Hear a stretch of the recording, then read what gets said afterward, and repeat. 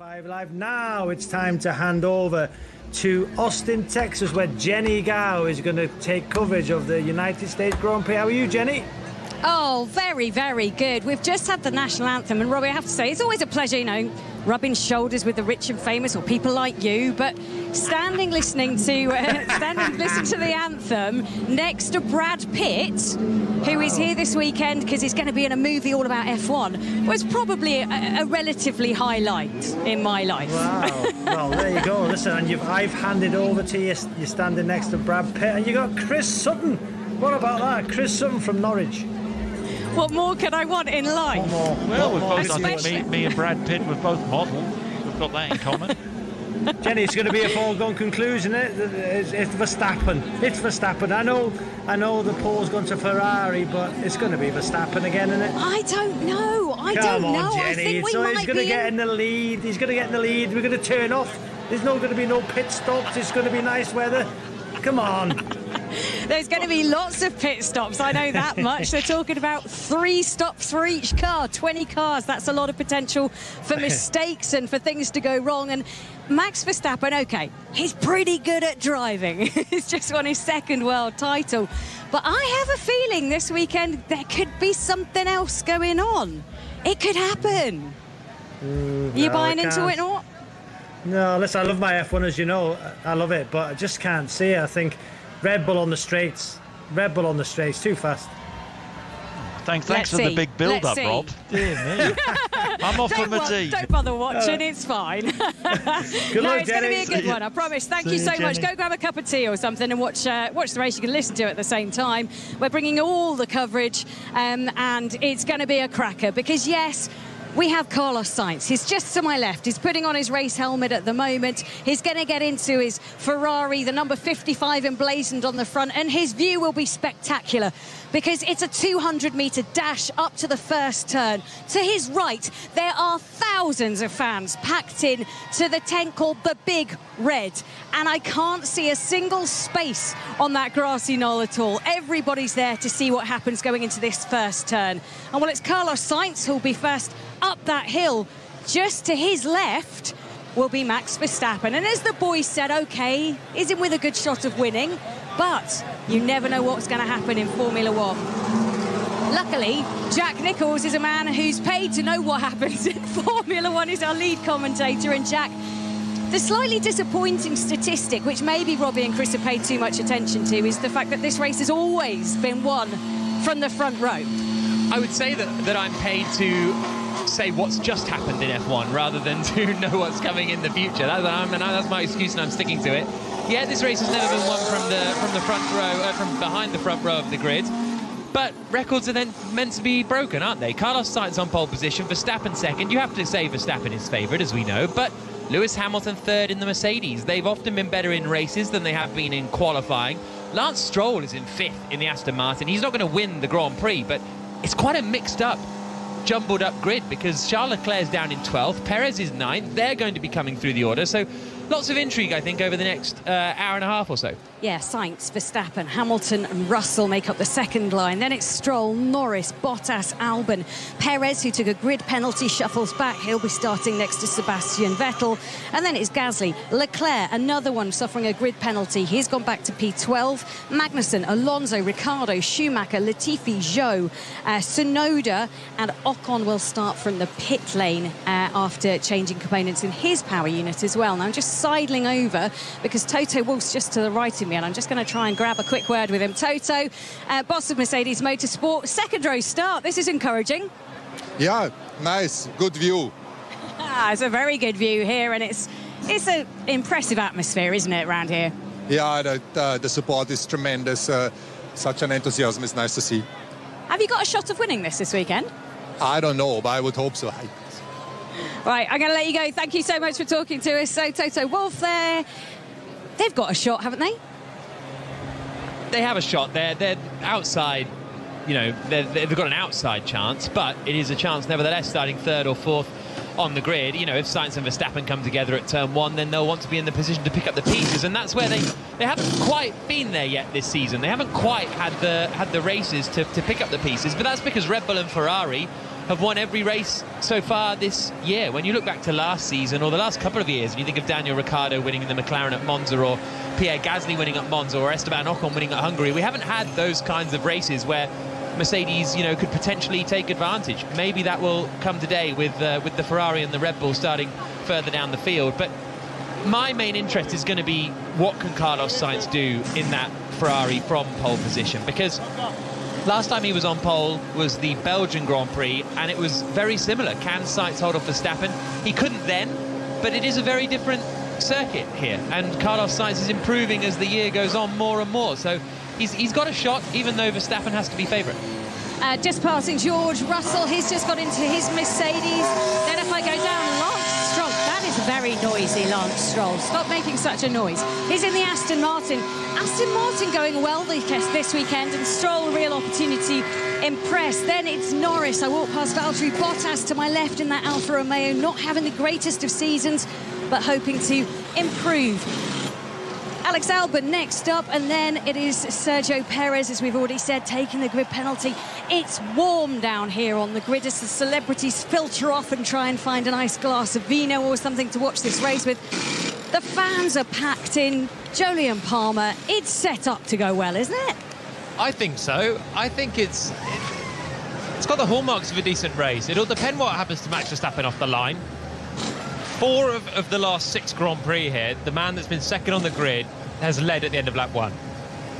So that's big stats. Is odds on maybe to take the lead on the first lap, as it turns out. And if he does, it's maybe a bit of a walkover for Red Bull. But I think that Mercedes can pose a threat. It wasn't that long ago that Hamilton and Russell were bearing down on him in Zandvoort, looking like they had better pace.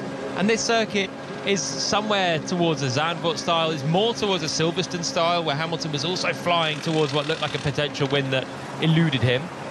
It could still be on, but I think the threat could even be from Mercedes rather than the pole-sitting Sainz. Did you work that stat out about the 4 from 6? I plagiarised it. Oh, because we were talking about it in the car on the way in, and I thought, oh, I must remember to work that out, and then I had some fried chicken and mac and cheese instead and forgot to, so I'm impressed you found it. Let's hope this race is scintillating, otherwise I feel you're going to be drifting off at some point. Mac and cheese and chicken? Any salad? Jenny, we're in Austin, Texas. I don't think they have salad. It's great. Oh dear, this is the Circuit of the Americas. It's the 10th anniversary of this race coming here, the first race in 2012. And Formula One has changed a lot since then. The race was won by Lewis Hamilton. That's not changed hugely, but the atmosphere, the number of fans coming in, just the sheer pace of growth of Formula One in America. It's finally done it, hasn't it? It's finally cracked the States, Jack. Well, this is the track where the real Formula One fans come to as well. When we went to Miami earlier in the year, back in May, it was very much famous people came to be seen at the Miami race. Whereas here, this is where the real fans come to watch it, and you see it when you're walking around the circuit and when you're coming in and leaving. And the producer and I went up into the fan zone yesterday to get some food, and people are really passionate about Formula One. And this is a Formula One race in America, as opposed to Miami, which was a sort of big. It was the Monaco Grand Prix in America. This is kind of the Silverstone in America. Well, there's no fake harbours here, but there is a cracking circuit. Anti-clockwise as well. We don't do anti-clockwise very often when it comes to Formula One. But, I mean, we just have the most tremendous crowd, the most tremendous drivers, and the most tremendous race, hopefully, waiting for us. But before all of that, let's get the latest BBC News with Carl Hartley. Served in the Women's Royal Naval Service. Well, thank you very much, Carl. It is time for the United States Grand Prix. We're just half an hour outside of Austin, but I tell you what, this morning, because of the hundreds of thousands of fans that have come here to the Circuit of the Americas, it was more like an hour and a half. This place is packed to the rafters of all the fans expectant, waiting to see their man cross the line first. Leading them out, it will be Carlos Sainz. The Ferrari driver will start in pole position. The number 55 emblazoned on his scarlet Ferrari. And right next to him, Max Verstappen. He is now a 2-times world champion. But is this the weekend Red Bull seal out the Constructors' Championship? A win for either of their drivers would definitely wrap up that title. I'm Jenny Gow. Alongside me for this race will be Jack Nicholls. He's in the commentary box alongside former F1 driver Jolyon Palmer. And Jack, we've come to America, and Formula One has finally broken America. Yeah, but hopefully we're going to have a really interesting Grand Prix for the fans that have come here to the Circuit of the Americas. 20 minutes or so from downtown Austin. The huge stars and stripes at the top of the first corner, rippling in the wind. It's a very, very gusty weekend, which has been a challenge for the teams and the drivers, but it hasn't dented the enthusiasm of the fans, as you can hear. They, in particular, celebrating and supporting Carlos Sainz, who is going to be starting on pole position. Alongside him on the front row is going to be Max Verstappen. We've got Charles Leclerc and Sergio Perez starting in the middle of the pack. Mercedes looking to take their first win of the season. Hamilton looking to take his first win of the season too. Here we go. It's time for the United States Grand Prix.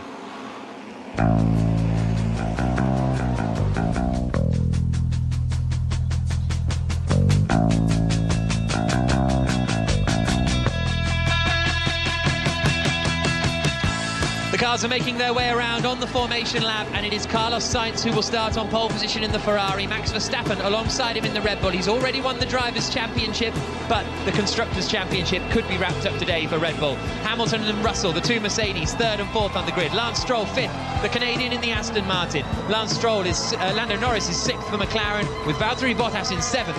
Alex Albon is eighth for Williams, with Sergio Perez ninth and Sebastian Vettel completing the top 10. And then we have Gasly, Leclerc, Magnussen, Alonso and Ricciardo, the top 15. Schumacher, Latifi, Joe and Tsunoda, the 19 drivers that start on the grid. Esteban Ocon will be starting from the pit lane.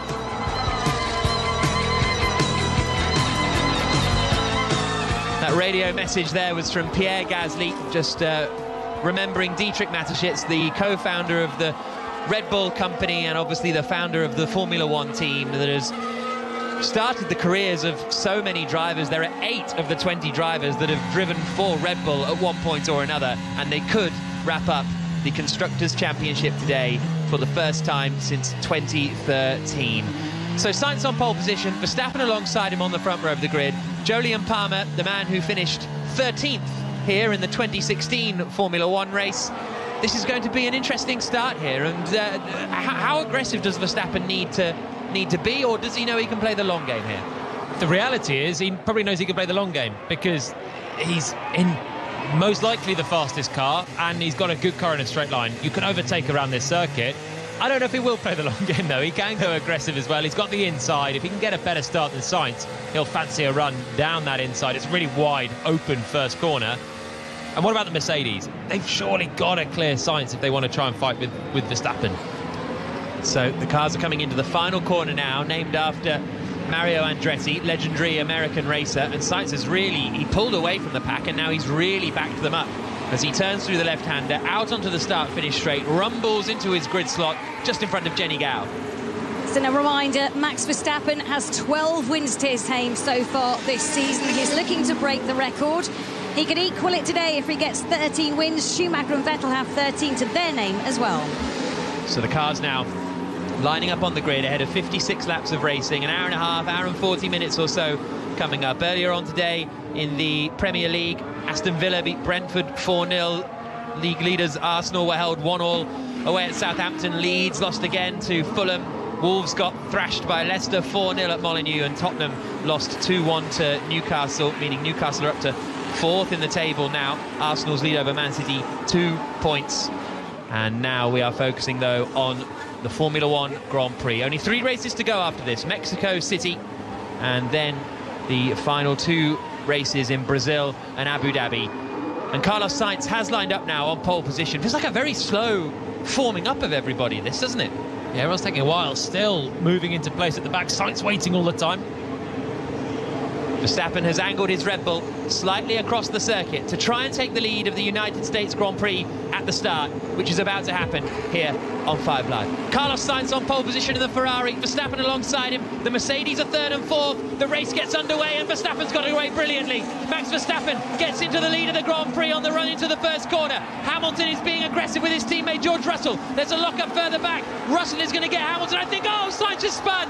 Sainz has been tapped around by George Russell. So Verstappen leads. Hamilton is second. Up into third has gone Lance Stroll. Third, I think. Yes, third is Stroll. Vettel's made up a load of places as well. But contact between George Russell and Carlos Sainz has sent the pole Ferrari spinning around at the first corner. But Verstappen holds the lead. Hamilton second, Stroll third, Russell fourth, Vettel fifth, Norris, Bottas, Perez, Albon, Gasly the top 10. But a disaster for Carlos Sainz. Perez is forcing his way through the field as he makes a move on Valtteri Bottas. Big wobble for Alex Albon. There's a lock-up further ahead for Lewis Hamilton as he gets onto the brakes into the left-hander of turn 11. One of the Alpha Tauris of Pierre Gasly going sailing in as he passes Albon. There's a bit of contact towards the back as well. Absolutely chaos on the opening lap. Gasly's now going to be under pressure. It's 3 wide further back. Leclerc's going to the inside, trying to get ahead of the Alfa Romeo of Valtteri Bottas. He's not able to do that. Albon is still going wheel to wheel with Gasly. Gasly goes all the way around the outside at turn 12 in a very nice move. But that is exactly the start Verstappen wanted. The opposite of the start that Sainz wanted. Disaster for the Ferrari man. Yeah, it really was. Verstappen had to drive off the line and was clean through on the inside. Russell, I think, was fighting so hard with Hamilton that he locked up, was looking at Hamilton and ended up just drifting into the back of Carlos Sainz and tipped the Ferrari man into the spin. I think he was just getting dicey with his teammate and ended up just nibbling that Ferrari that was on pole, had ceded the lead, and now he's right at the back. Lap 2 of 56 beginning now as Verstappen comes past the commentary box window and starts the second lap of the race. We're getting a look again at what happened at the start. Sainz's start was okay, but Verstappen's was just fantastic. And then Russell's on the inside and just piles into the side of Sainz. Sainz was way on the outside of the circuit. That's all on Russell, I fear. It's a pretty bad one for Russell, that. Just turned in. All eyes on Hamilton on his outside. They were side by side, the two Mercedes. Russell just turned in and just careered into the side of Sainz. Sainz innocent in that. Russell 100% to blame, and Carlos Sainz is parked up and out of the Grand Prix. What a disaster for Carlos Sainz, the man who started on pole position, and he has been wiped out at the first corner by George Russell. Only one win this season for Carlos Sainz. That was in Silverstone, where he started from pole position. That incident at the start is under investigation. Verstappen's lead over Hamilton, 1.6 seconds up at the front. I said, if Mercedes want to win the race, they've got to clear Carlos Sainz pretty quickly and chase Verstappen. That's one way of doing it. Were you in that pre-race briefing? That was what you suggested. Russell's still going, and he's ahead and fighting with Sebastian Vettel, so he looks to be unscathed from what was pretty big contact there. Leclerc has just made his way past Alex Albon and got him into 9th place. Sergio Perez has got ahead of Norris and got up into 6th position, but Verstappen leads, Hamilton 2nd, Stroll 3rd, Russell 4th, Vettel in 5th, Perez, Norris, Gasly, Leclerc and Albon the top 10. Bottas, Alonso, Ricciardo, Tsunoda, Latifi the top 15. And then it's Joe, Schumacher, Magnussen and Ocon, the 19 drivers. Magnussen lost a lot of places, started 13th on the grid, has dropped down into 18th position, so not sure where he got caught up in all the kerfuffle. Vettel gained 5 places at the start. Tsunoda gained 5 places as well. Unbelievable stuff from Vettel. Okay, Sainz was sent spinning, but that only accounts for one of those passes. And Jack, Stroll is still running in 3rd place as well. Still running in 3rd. Aston Martin looking like they've got a turn of pace for the best time at least this year. They're running 3rd and 5th at the moment. Last time Lance Stroll scored points was 6th place in Singapore 2 races ago. Lap 3 of 56, Jolyon Palmer, the former F1 driver, alongside myself, Jack Nicholls. Down in the pit lane is Jenny Gow. Yeah, worth noting that we've got 4 drivers starting on the hard tyres. Alonso for Alpine, then Schumacher for the Haas team, Magnussen for Haas, and Ocon, the other Alpine driver, all starting on the hard tyre. Everybody else on the mediums, and we're expecting the pit window to open around about lap 10 to 14. So there should be plenty of action in the pit lane this week. 5-second time penalty for George Russell for causing a collision, so that when he comes in for his first pit stop, he'll have to wait 5 seconds before the mechanics can change the tyres, and that feels about fair, to be honest. It's a slam dunk one for him. He's ruled out Carlos Sainz from the race. Sometimes that can even be a 10-second penalty for causing the retirement of another car. 100% on Russell. He'll know that as well. Valtteri Bottas is racing here with Alex Albon. Albon went very deep into turn 12, having to really struggle to keep Bottas behind him. Bottas in the Alfa Romeo, race winner here back in 2019, Valtteri Bottas, when he was with the Mercedes team. Now he's trying to get past Alex Albon and up into 10th place, the final of the points-paying positions. But Verstappen is 2.2 seconds ahead of Hamilton. On that last lap, Hamilton was slower by about 0.3 of a second, so the gap is growing from Verstappen up at the front to Hamilton in second, but a long way to go in this Grand Prix. Russell is now trying to find a way past Lance Stroll in third place. Perez is trying to attack Vettel for fifth position. So the order again: Verstappen, Hamilton, Stroll, the top three. Verstappen, Vettel, Perez, Norris, Gasly, Leclerc and Albon, the rest of the top 10. Perez was very aggressive on the opening lap as well, had quite significant contact with Bottas as he made a move through turns 8 and 9. Managed to get away with it, and now he's on the back of Sebastian Vettel for fifth. All of the left-hand side of the grid got a better start than the right-hand side. Certainly on the top 3 positions, Verstappen got a better start than Sainz. Russell got a better start than Hamilton, and I think Norris got a better start as well than who he was alongside, which was Lance Stroll. So the dirtier side of the grid seemed to be quite grippy in the end. I don't know how Vettel got through all of this, because he was right in a sandwich going into the first corner, but I think once everyone got hit around, he managed to keep his foot in it, avoid the spinning Ferrari and thread the eye of a needle and gain a load of places. That was marvellous from Vettel. Yeah, Norris almost rear-ended the back of Russell as Russell slowed to avoid Ferrari, the Ferrari of Sainz. Norris slowed and Vettel just went right around the outside, made a nice little gain. Max Verstappen leading the United States Grand Prix here in Austin, Texas on BBC Radio 5 Live. 2 seconds ahead of Lewis Hamilton. Third is Lance Stroll. Fourth is George Russell. Fifth is Sebastian Vettel. But Perez is going to be on the attack pretty soon, as they now come into the final corner, out across the line to start another lap. Verstappen's lead is up to 2.4 seconds this time through. Then it's quite a big gap now back to Lance Stroll. It is 4 seconds back. Russell's only 0.6 behind as they come up in towards turn 1, but he's not able to make the overtake yet. Perez has got ahead of Vettel then. So Perez is up into 5th, and he will be joining the back of the Russell and Stroll queue soon. I'm pretty impressed by Stroll's pace actually at this point. Half a second slower than Hamilton on the last lap, 7/10 slower than Verstappen in the Aston Martin that's running third. It's actually not too shabby, and that's why the man you can hear now, George Russell, is staring still at the back of the Aston Martin that he fell behind. Is there lasting damage on Russell's Mercedes? There doesn't appear to be anything hanging off it. He looks like he's got away with that big whack, and now he's still trying to harry the back of Stroll. He's going to have a good chance here.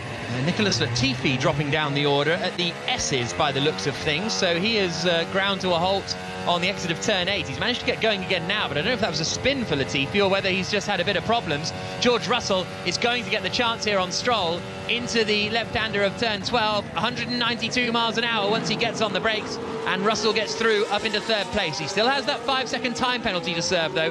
Norris has got ahead of Pierre Gasly coming into turn 12 as well. As I say, Latifi has now dropped to the back of the field. Lap 5 of 56. Leclerc gets ahead of Gasly too, so Gasly loses 2 places. Alonso gets ahead of Albon, and Tsunoda's got ahead of Ricciardo. So outside of the top 10, it's Bottas in 10th, Alonso 11th, Albon 12th, Tsunoda 13th, Ricciardo 14th. Leclerc has now got Norris as well. So Charles Leclerc is carving his way through the field. Here's Verstappen's radio. Wind makes it really tricky. It's very gusty. Max Verstappen saying the wind making it very tricky, very gusty, and maybe the only real mistake that Verstappen has made this year was in a gust of wind in Barcelona when he span out at turn 4. Yep, and it makes all the cars so sensitive in the high-speed corners. Sergio Perez has damage to his front wing end plate. That'll be from having that hit with Bottas on the opening lap. He muscled his way through, used his car to just squeeze the Alfa Romeo wide, and he's picked up a little bit of damage. At the moment, it's flapping around. We've seen black and orange flags for that sort of thing for the Haas of Magnussen before. We'll watch out for that, and that's the sound of a spinning Latifi. Yeah, Latifi had a spin coming through turns 7 and 8, just lost it all by himself. The Williams driver, who's leaving the team at the end of the year, set to be replaced by Logan Sargent, the young American driver, as he makes his way out of the pits now after picking up a new set of tyres for Latifi. But as you say, that front wing end plate, Haas actually were quite frustrated. They've had it twice this year, and, well, it's just flown off. So maybe that takes the problem away. Perez gets ahead of Stroll up into 4th position. Stroll drops down to 5th place now. Perez up into 4th.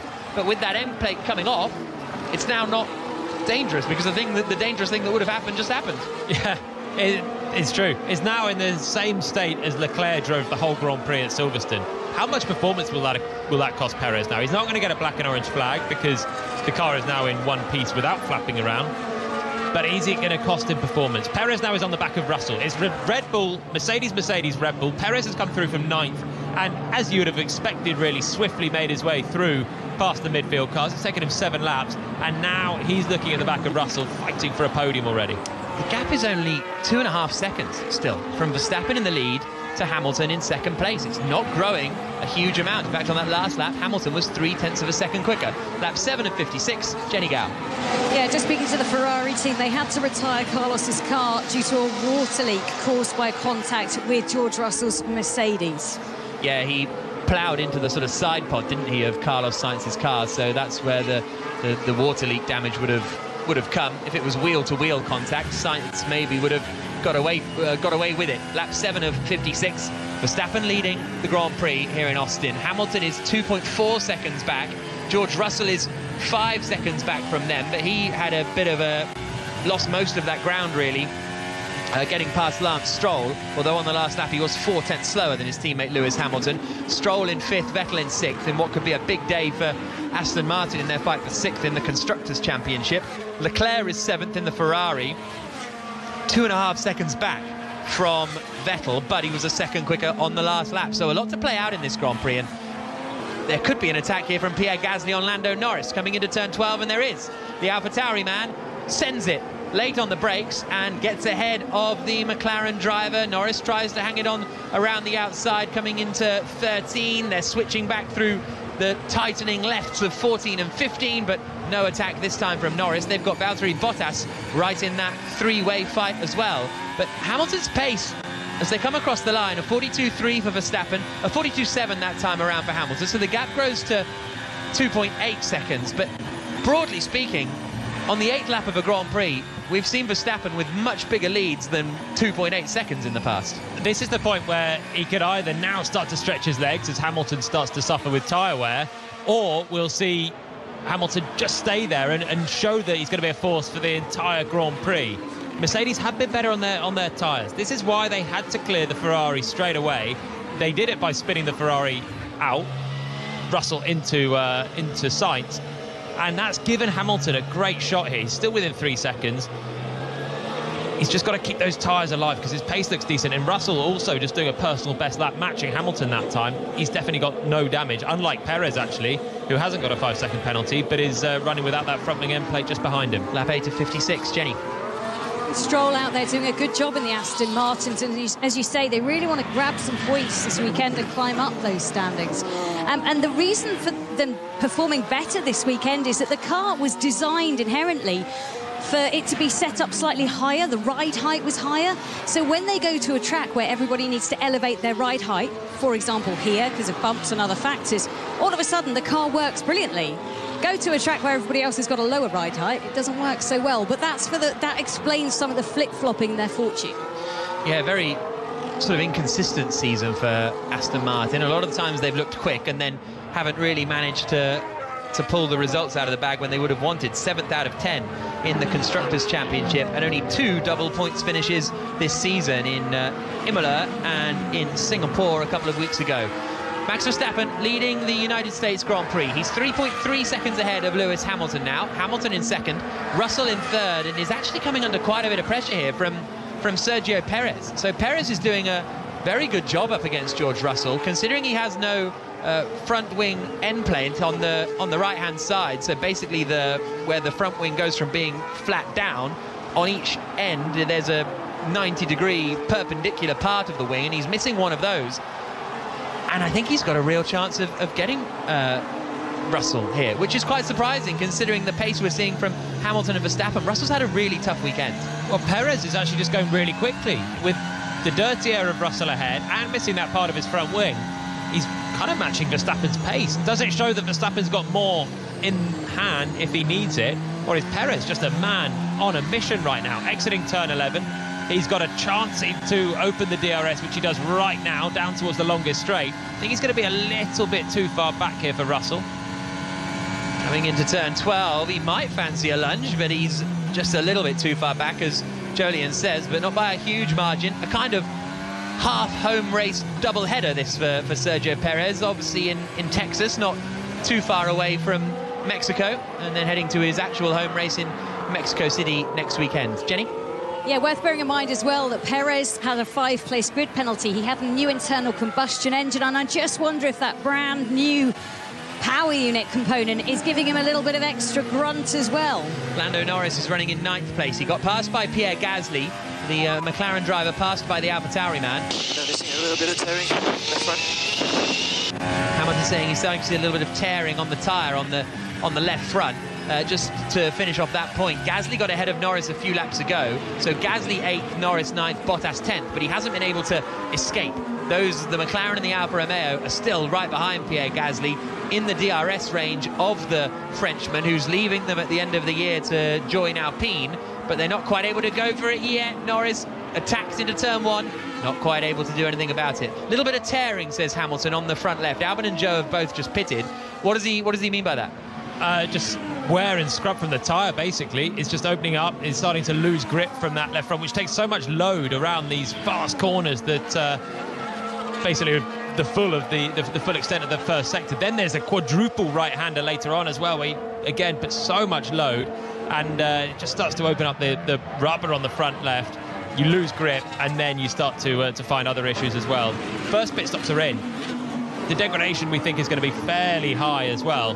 So Hamilton's 3.6 seconds. He's just dropping back from Verstappen at this stage, ahead of a pit stop phase. Red Bull are doing everything right.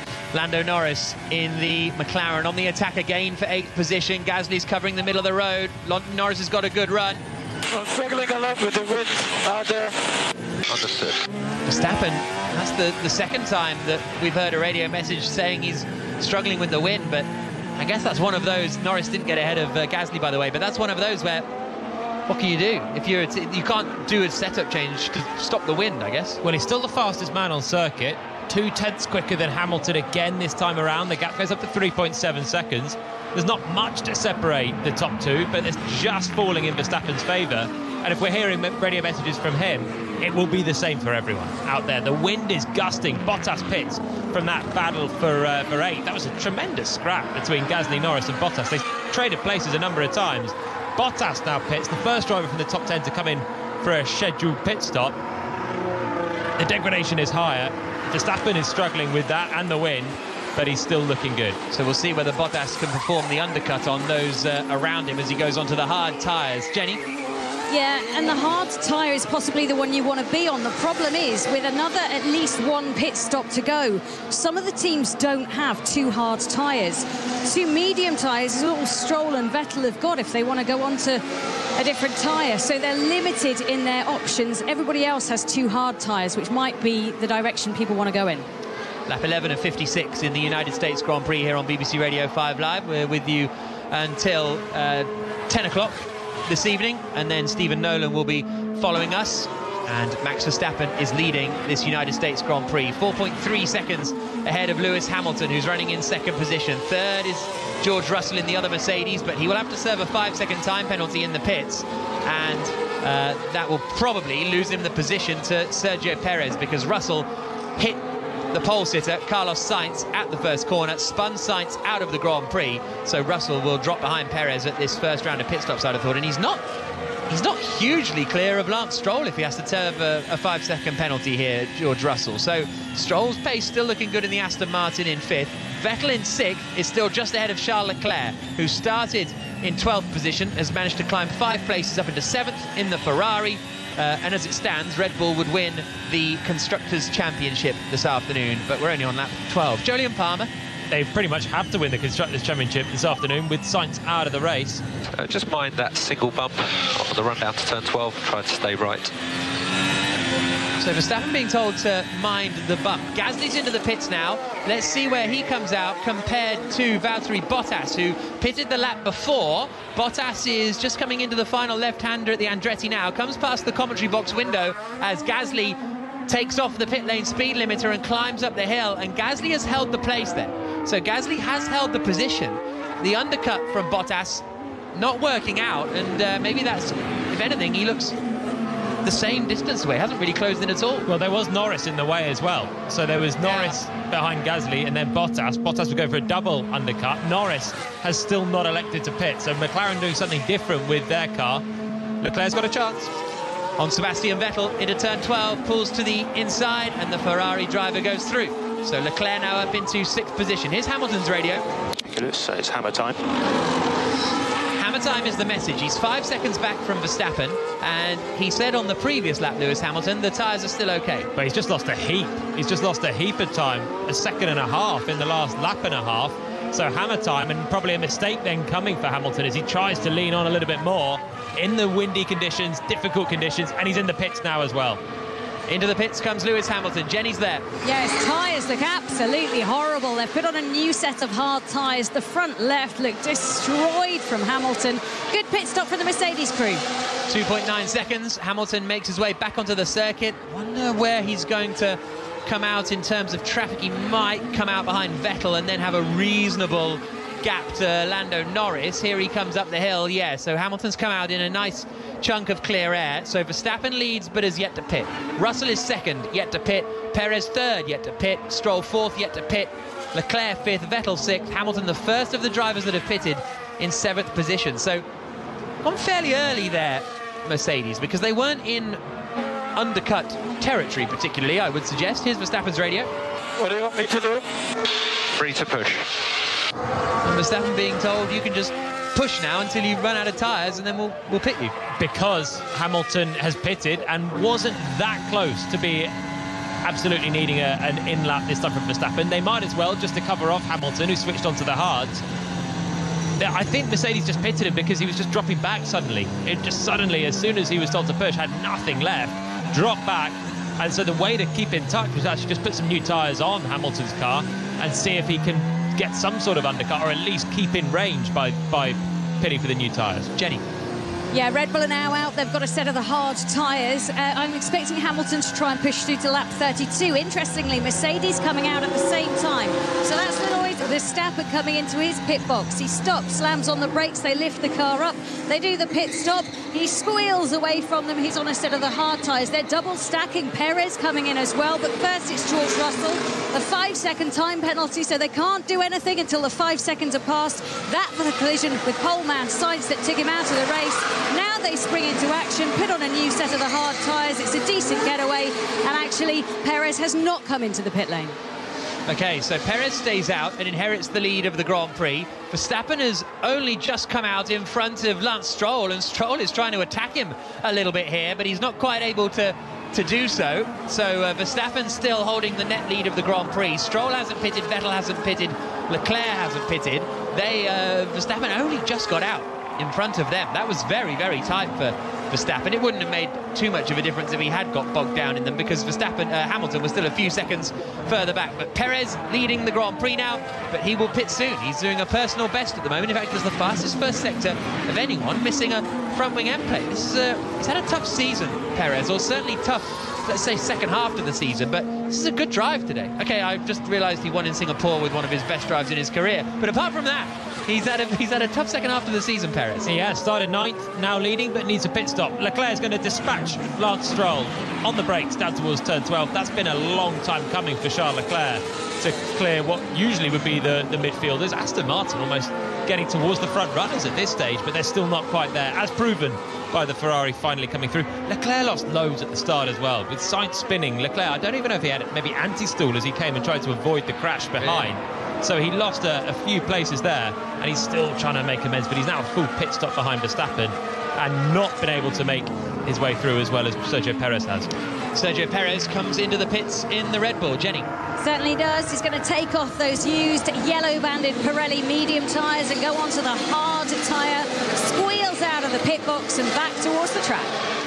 That was a very nice pit stop there from Red Bull. So Leclerc now moves up into second place, but he is yet to stop. 2.1 seconds that was from Sergio Perez. 1.82 seconds the record that Red Bull have currently. And because of some pit stop regulation changes, we're not actually expecting that to come down this season. In comes Norris as well. Worth pointing out, everybody who's come in from the mediums has gone onto the hard tyres. So Verstappen, Hamilton, Perez, Russell, etc. And Perez is ahead of George Russell because of Russell's 5-second pit stop. So it's getting a bit blurry at the moment, the picture. It's not with Verstappen in front on the hard tyre, but Leclerc, Stroll and Vettel are second, third and fourth. and Hamilton's caught the back of them now, but he has pitted. He's on the hard tyres. He'll be ahead of them when they pit, but he's going to lose quite a bit of time here behind the Aston Martins, depending on how long they stay out there. Perez is in 6th place, which is going to be a net 3rd. Alonso is in 7th, hasn't pitted yet. Russell, and he started on the hard tyre, so Alonso could be out for quite a long time. Russell is 8th, which is a net 4th. Schumacher is 9th, he hasn't pitted, nor has Ocon and Magnussen. The rest of the midfielders have. Hamilton saying the tyres don't feel great. Lap 15 of 56, United States Grand Prix, Jolyon Palmer. It's not working out for him at all. Lewis Hamilton at this stage, 5th place, but 3 ahead have to pit. Leclerc, Stroll and Vettel. So he will get back into 2nd. Then he'll have 6 seconds to make up to Max Verstappen. And Verstappen on the hard tyres doesn't have to worry about the traffic that Hamilton does. Still within a second of Sebastian Vettel. He'll have DRS. But they've not proved that easy to pass for Charles Leclerc in the first part. Hamilton's losing time all the while he's down behind these cars. Stroll is in the pits from 3rd place then, so one of the Aston Martins gets out of Hamilton's way, and that suggests that Vettel will be pitting fairly soon. It is a set of hards going, no, it's another set of mediums on Stroll's car. A scruffy pit stop overall, 3.8 seconds, so that's lost him a couple of seconds, Stroll, and that's probably going to cost him a place to his teammate Sebastian Vettel, depending on how Aston Martin's pit stop goes for them. But these are the first ones who have gone on to the medium tyre. Jenny was saying earlier that they don't have as many hard tyres available as the rest of the cars out there, Jenny. Yeah, exactly. So they've had their arm forced, really, to go onto those mediums. They don't have to, as you say, sets of hard tyres. And I think in hindsight, they might look at that towards the end of this race and think it was a costly decision. But let's see how it plays out. It's not done yet. Yeah, Hamilton said the hard tyres didn't feel great, so we'll see how that plays out. Hamilton did manage to dispatch Sebastian Vettel into turn 1, so Hamilton up into 3rd place, which will be a net 2nd when Charles Leclerc comes into the pits, depending on what strategy Leclerc ends up on. His pace is all right. He did a 42.6 on that last lap, Charles Leclerc, on the medium tyres that he's been on since the start of the Grand Prix. And that was only 2 tenths slower than race leader Max Verstappen and 2 tenths quicker than Lewis Hamilton, although Hamilton was in traffic. Meanwhile, Esteban Ocon is going around the outside of Mick Schumacher to move up into 9th place. Ocon started from the pit lane and he's now got ahead of Schumacher, but both of those are yet to pit. This is reasonable pace from Leclerc. He's doing well, he's showing something now, but he's just been stuck in traffic for the whole time. Maybe he's been saving his tyres whilst he couldn't make it through past the Aston Martins. I guess what Ferrari need now, they're on plan B, I think, from early on. What they need is to just do something a little bit different or hope for a safety car, and maybe they can use that pace to get in amongst the other front runners. Otherwise, he just lost way too much early on. George Russell has just passed Fernando Alonso, so Russell is up into 6th place. Alonso is yet to pit. Russell is 5.3 seconds behind Sergio Perez, and of course he had to serve a 5-second time penalty at the pit, so that's how much it cost him. Plan E, consider. So Leclerc considering plan E, Jenny. Why not, eh? Just go down the whole alphabet. With Leclerc, he's taken a grid penalty, 10 places, because he took a new internal combustion engine and the turbocharge. Ferrari have had issues with this engine. They think this might be the step to get on top of it. That's why they sacrificed positions on the grid to give him enhanced performance and reliability. Let's see if it pays off for Ferrari and if they can start to show some sort of form ahead of next year's championship. Yeah, that last lap he did a personal best. He was slower than Verstappen now on the last lap, 6 tenths of a second slower. But he's still absolutely reasonable at the moment, Leclerc. What are your thoughts on this compound? Nothing special so far. I mean, that doesn't feel amazing, doesn't feel bad. Understood. Verstappen saying these tyres feel fine. And it's all going fine for him out front. 6 seconds clear of Hamilton, 3 seconds clear of Leclerc, but Leclerc's on a different strategy and falling away. Hamilton's matching Verstappen now on these hard tyres. Perez is matching the two of them.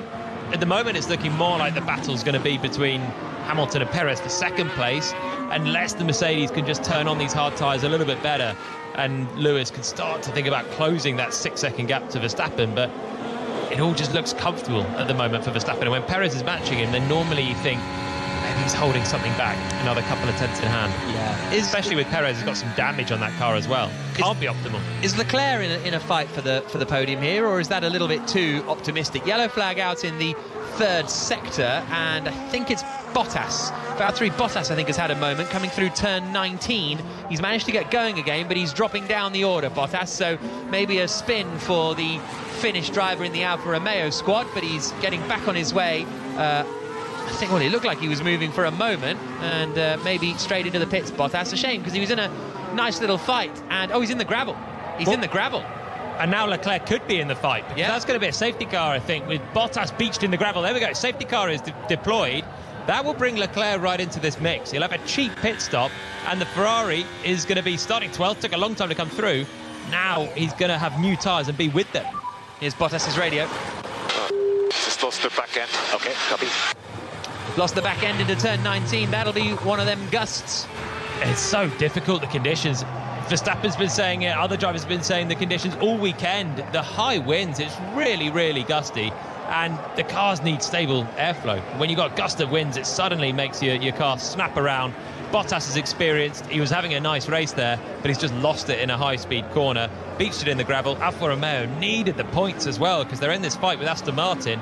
They are going to be falling behind today. So Charles Leclerc dives into the pits from second place to get basically a cheap pit stop, almost a free-ish pit stop. Jenny Gow's down there. Yes, Ferrari flashes past me into the pit box. They'll change those tyres and put on a hard set of tyres.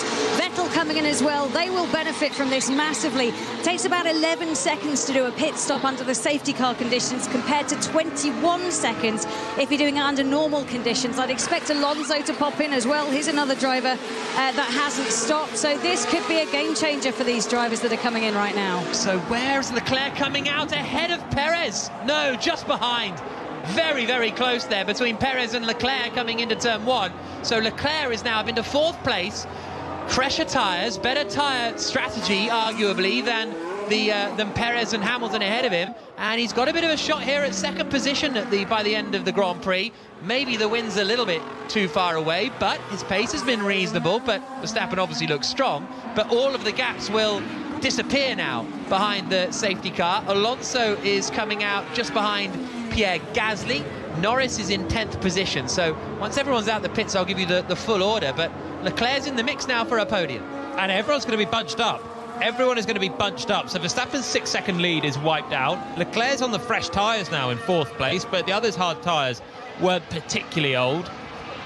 It's going to be all line up. It's a full safety car. They'll have to wait and clear Bottas's car out of the gravel at turn 19. Shouldn't take too many laps, and then the gaps are wiped out. Most of them on new hard tyres, just the Aston Martins on the mediums. And we're going to go again. It's a reprieve for Hamilton as much as it is for Leclerc. Once all of the cars had come past the accident zone, the FIA put on the race control board that the recovery vehicle is on track at turn 19. There was quite a lot of debate or controversy really after a recovery vehicle was on circuit during the Japanese Grand Prix a couple of weeks ago, and now the FIA are putting on the timing screens where the recovery vehicles are on circuit. So that's part of their hope to try and make things safer when it comes to vehicle recovery. So the order is this. Well, I'll give you the order in a moment. Let's go down to Jenny first. Thanks. About 3 laps. That's the average that it takes for the teams here to remove it. He just cut across me. That's George Russell saying he just cut across me, which I'm afraid is utterly untrue. That's the worst assessment of a crash report I've heard. I mean, he is trying to cut back Sainz, but... Come on, what happened there? Good punctuating pass from Mercedes. Sainz was going for a switchback on Verstappen at the first corner of the race, and so maybe he was cutting back slightly, but he wasn't cutting across Russell. Russell released the brakes fighting with Mercedes, with his teammate in the Mercedes. I think even if Sainz isn't cutting back, Russell's still hitting the side of him. He whacked him. He really misjudged that one, George. So, the order. Jenny, carry on. Thank you. Just saying that safety car was absolute perfection for the drivers who started on those hard tyres. They were able to come in, and some of the medium ones that hadn't stopped yet, get rid of their tyres, which are pretty old and used, and do themselves a real favour. And I think if the strategists had been able to choose a time for a safety car incident, they would have chosen exactly that lap. So well done, Bottas. Yeah. So it hasn't helped his teammate Joe, so because he'd already pitted. But the order is thus then. As we're under safety car conditions on lap 20 of 56 in the United States Grand Prix. Verstappen leading, Hamilton second, Perez is third, Leclerc is fourth, and his tyres are 5 laps fresher than Max Verstappen. Russell is, and he started 12th on the grid. That's the big, he's not only got a bit of a tyre advantage, but he started 12th on the grid. That's what's the big news for the Ferrari team. Russell is 5th, Vettel is 6th, Stroll is 7th. Those two Aston Martins are on the medium tyre. 8th is Pierre Gasly, 9th is Fernando Alonso, 10th is Lando Norris. Then outside the top 10, you've got Tsunoda, Schumacher, Joe, Magnussen, Ricciardo, Albon and Latifi, the 18 drivers out of the Grand Prix. Bottas spun into the gravel. Carlos Sainz, the pole sitter, hit at turn 1 by George Russell. Not sure what happened to Albon in all of this. He's done 2 pit stops, Albon. He had a major lock-up into turn 1 on lap 1. Started from 8th place, Albon in the Williams, but must have flat-spotted his tyres with a huge double front lock-up early. His brakes or something else, Was really struggling with the brakes, says Hamilton. Yeah, Albon did 9 laps on his first set of mediums, then another 9 laps, and then maybe he's pitted under the safety car, perhaps. Maybe that was their theory. Yeah, he pitted under the safety car, Albon, so maybe they're now looking to go to the end. That'd be a bit, no, that's going to be a tough one, isn't it, on the hard tyres? Well, just why not? Everyone's bunched up and he was further back anyway. Yeah. As much as this is a chance for Hamilton, it's also a threat for Hamilton. If Verstappen's too quick anyway, he's now got Verstappen's teammate right behind him, and Perez is looking quick this weekend. No cars and no time separating Hamilton and Perez behind. So he's now stuck in a Red Bull sandwich, is Lewis Hamilton. Not only that, but he's got Leclerc looking actually pretty quick in that Ferrari with good tyre life behind him as well. If Verstappen is still too strong, then it's not helped Hamilton, because he was in a more comfortable second place at least, which is now wiped out. Risk versus reward. Do you want to close up on the leader but have the guys behind you ride on your tail, or do you take your second place? What do you do? Are you a racer or a play it safe guy? I'm a racer. Go for it. I tell you what's going to be hard is the well, you laugh as if that's a joke. No, you're a literal racer, don't get me wrong. And most racers have the mentality of, let's go, we want to win. And Lewis Hamilton will be absolutely in that camp. The man that's won 7 world titles, countless races. He's not in this to finish second. He wants that win, which he's had in every year of his career up until this one so far. He's still got a chance. And the hard tyres that they're all on might just take a little bit of time to warm up, which hasn't been a Mercedes forte, actually, so far this year. But there could be even more chance of mistakes when we get restarted. Safety car will be in this lap then. The race will resume with pretty much everybody having made their first pit stop. Another to come, because we're approaching the half-race distance mark now. If Leclerc's only just gone onto the hard tyres and we're almost at the halfway mark, it's not impossible, is it? Leclerc goes to the end on the hards if he's just put them on. It'll be tough, but we're nearly at the halfway point, and that's when he's putting them on. Yeah, he could do. It's not to be ruled out. With the timing of that safety car, it's really brought him into play, and it took a long time to get through the midfielders. For a car that qualified in the top 2 yesterday, his teammate was on pole. He didn't clear the rest of the pack as quickly as Perez did. He wasn't as aggressive as Perez, that's for sure. But now, with the safety car timing, he's on good tyres, the best tyres, at a decent time. Right, safety car coming in. Valtteri Bottas's Alfa Romeo has been cleared away, and Max Verstappen now inherits the basically safety car position, and he will decide when to restart the Grand Prix. Many times we've seen safety car restarts with Verstappen and Hamilton. Earlier this year, Hamilton was ahead of Verstappen in Zandvoort at a safety car restart, and Verstappen got him there. There was also the small matter of safety car restarts in Abu Dhabi at the end of last season. But Verstappen is going very slowly indeed currently, weaving from left to right. He's doing about 60 miles an hour, and then he floors it. Coming out of turn 18, down towards 19. It's a pretty good restart from Verstappen. Russell's looking quite punchy here, behind Charles Leclerc, coming into the final corner. Little nose towards the inside. Russell might fancy a look coming up into turn 1. Green flag racing again. Verstappen leads the United States Grand Prix here on BBC Radio 5 Live. Hamilton is second, a little too far back to attack. Perez is third, Leclerc is fourth, Russell can't attack. I tell you who is on the attack, it's Gasly going for it. The two Aston Martins are going side by side into turn 1 as well. Stroll and Vettel. It is still Vettel ahead of Stroll. Alonso gets ahead of Gasly after Gasly was on the attack, but Alonso is now up into 8th place. Verstappen leads the way still. Hamilton 2nd, Perez 3rd, Leclerc and Russell the top 5. Russell was so close to the back of Leclerc, but he made a mistake in the final corner. I think he was too close at that point. Lost a bit of downforce, ran wide, and it bunched up the two Aston Martins behind him as well, and those behind. So Russell in the end had to defend, and the two Astons went side by side. The top 5 in the end, all as they were. And then it is the two Aston Martins in 6th and 7th, Alonso 8th, 9th for Gasly, 10th for Tsunoda. Ocon having a little look to the inside of Norris. Oh, a mistake there from Ocon, and that means that Schumacher gets ahead. So Ocon was on the attack. Oh, and there's a big crash coming down the back straight. Fernando Alonso has had an accident. He's gone into the back of the Aston Martin, and the Aston Martin is spinning across the circuit. That is Lance Stroll.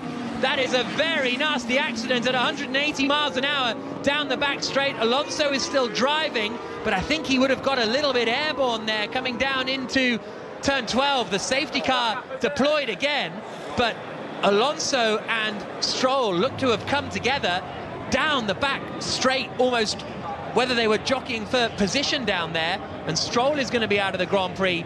Alonso is going to be out of the Grand Prix as well.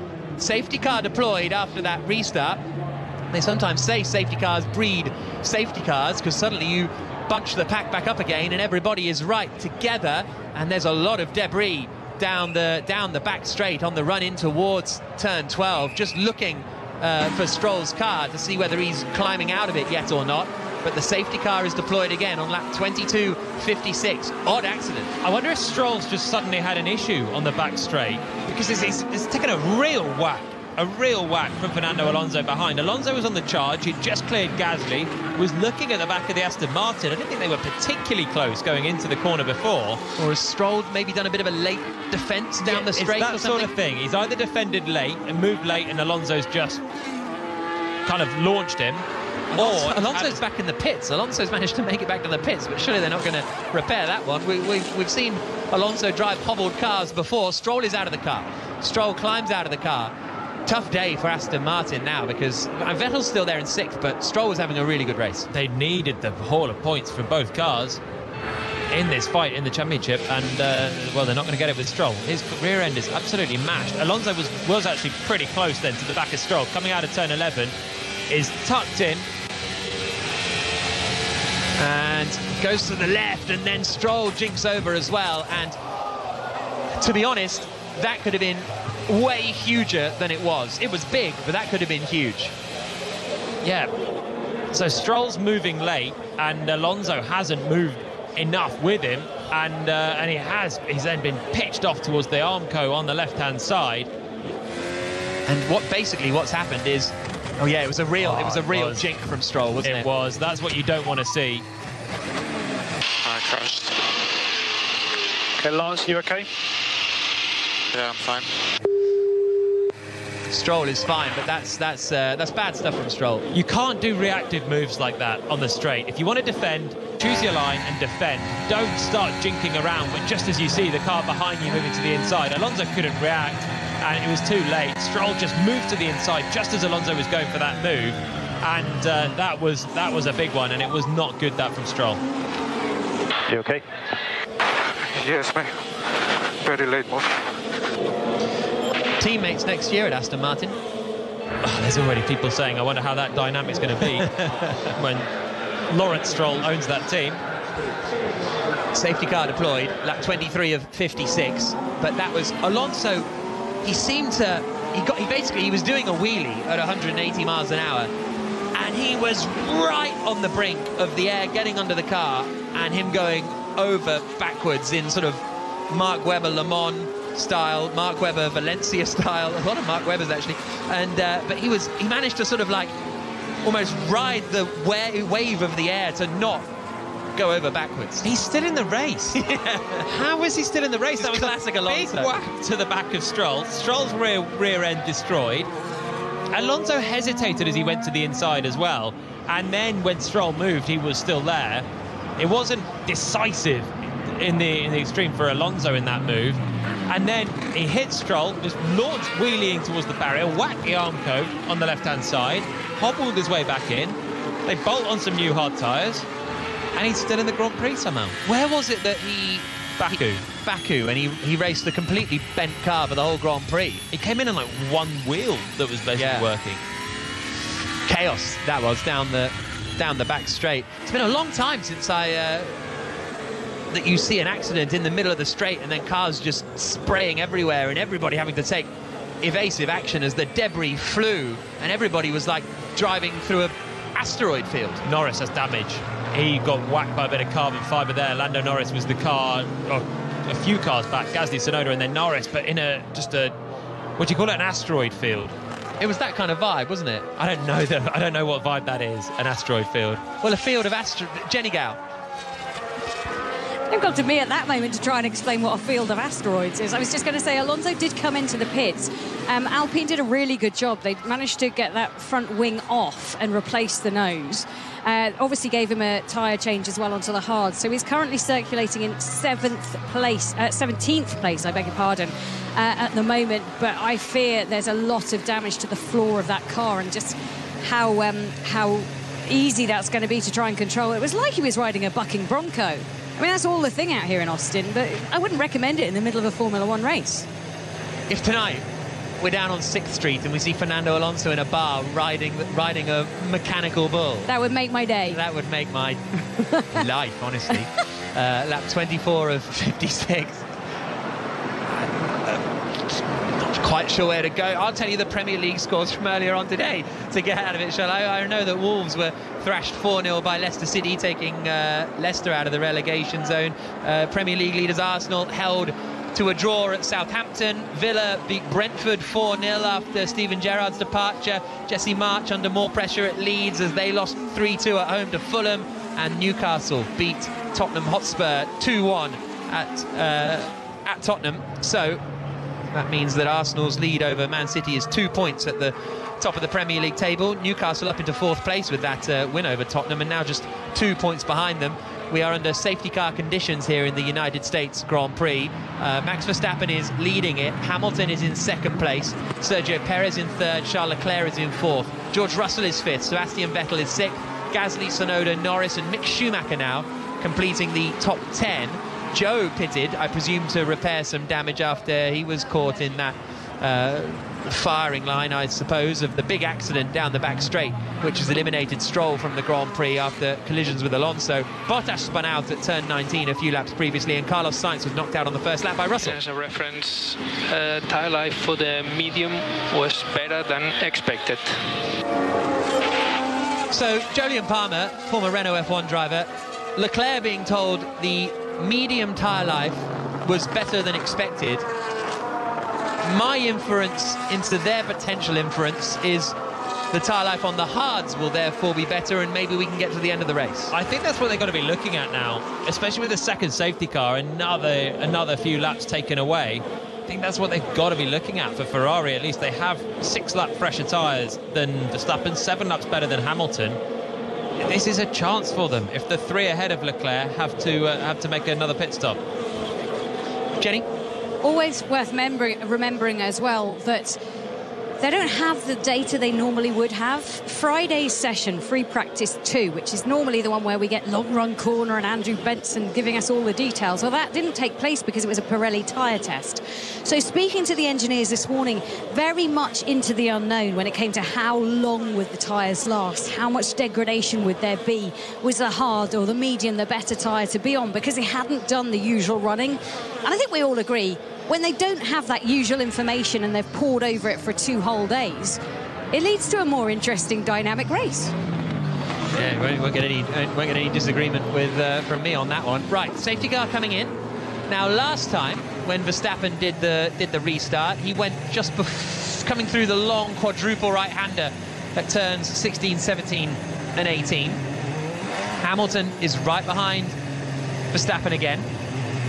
Perez in 3rd, Leclerc 4th. Russell got a bit racy on the restart before, but actually was a bit slow through the final corner. So when is Verstappen going to floor the throttle and get racing back underway in Austin? Last time around, he did it exactly where he is now, and that's exactly where he does it this time too, and still manages to get the jump a little bit on Lewis Hamilton coming into turn 19. Not a great getaway from Sergio Perez, and Vettel's looking quite close to the back of Russell. So through the final corner they come. Tsunoda was half asleep at the restart. He's lost a huge amount of time to his teammate Pierre Gasly. Tsunoda in 8th place. The gap's going to be about 2 seconds as they come across the line. But Verstappen leads, just ahead of Hamilton, just ahead of Perez, just ahead of Leclerc, just ahead of Russell, just ahead of Vettel, just ahead of Gasly, as they come up into turn 1, up the hill, through the tight left-hander, and there's a move further back. I think that's Norris on Tsunoda in the fight for 8th position. It was very tight going up into the first corner. No, it was Ocon on Magnussen. So Esteban Ocon gets Kevin Magnussen. Magnussen fights back on the exit of turn 1, and the Haas driver holds the position. He's behind his teammate Mick Schumacher, who's in 10th, but Verstappen it is in the lead of the Grand Prix. And we've now had the last 7 laps, I think, under safety car conditions. So although Leclerc's tyres are 7 laps old, they're not really, because they haven't been doing much driving. But the same is true of Verstappen and Hamilton. Although their tyres are 12 and 13 laps old, they're not, because they've had 7 laps cruising around. So let's see what unfolds up at the front. Vettel's pushing here. He's right behind George Russell in the fight over 5th place, down towards turn 12, and Russell's having to hold the middle of the track. Vettel isn't able to make a move, but Russell still struggling just a little bit. As it stands, by the way, Red Bull will win the Constructors' Championship this afternoon with 3 races to go. Both Mercedes are dropping back on this first lap as well. Russell's actually defending from Sebastian Vettel. Vettel's still showing good pace in the 1 remaining Aston Martin now. And Verstappen has just marched away from Lewis Hamilton on this first lap. The Mercedes are not good at getting heat into the tyres, especially 7 laps under safety car is a long time on the hard tyres, which are the hardest to warm up. It's not been a strong point for Mercedes, and they've both been struggling on this first lap. Verstappen's over a second clear now from Lewis Hamilton. Pierre Gasly has been noted for being more than 10 car lengths behind the safety car, so Gasly might be in a little bit of trouble, or getting a 5-second penalty for that, but I presume that's behind the car in front rather than behind the safety car itself. Yeah, I wonder if that's why Tsunoda was so far away. Yeah. Gasly dropped back and then closed the gap. It was the top 7 really, really close, and then there was a gap to Tsunoda, but maybe Gasly was playing with the rules a little bit in that final sector. Tsunoda's actually caught the back of Gasly now. He's only half a second behind. Lap 27 and 56. What happened to my drivability? It's Strat 2. So Verstappen saying, what happened to my drivability? And he'll be talking about how the engine feels, basically, when he hits the throttle. Yeah, Hamilton did the fastest final sector, where a lot of the low-speed corners are, and you want to get on the gas.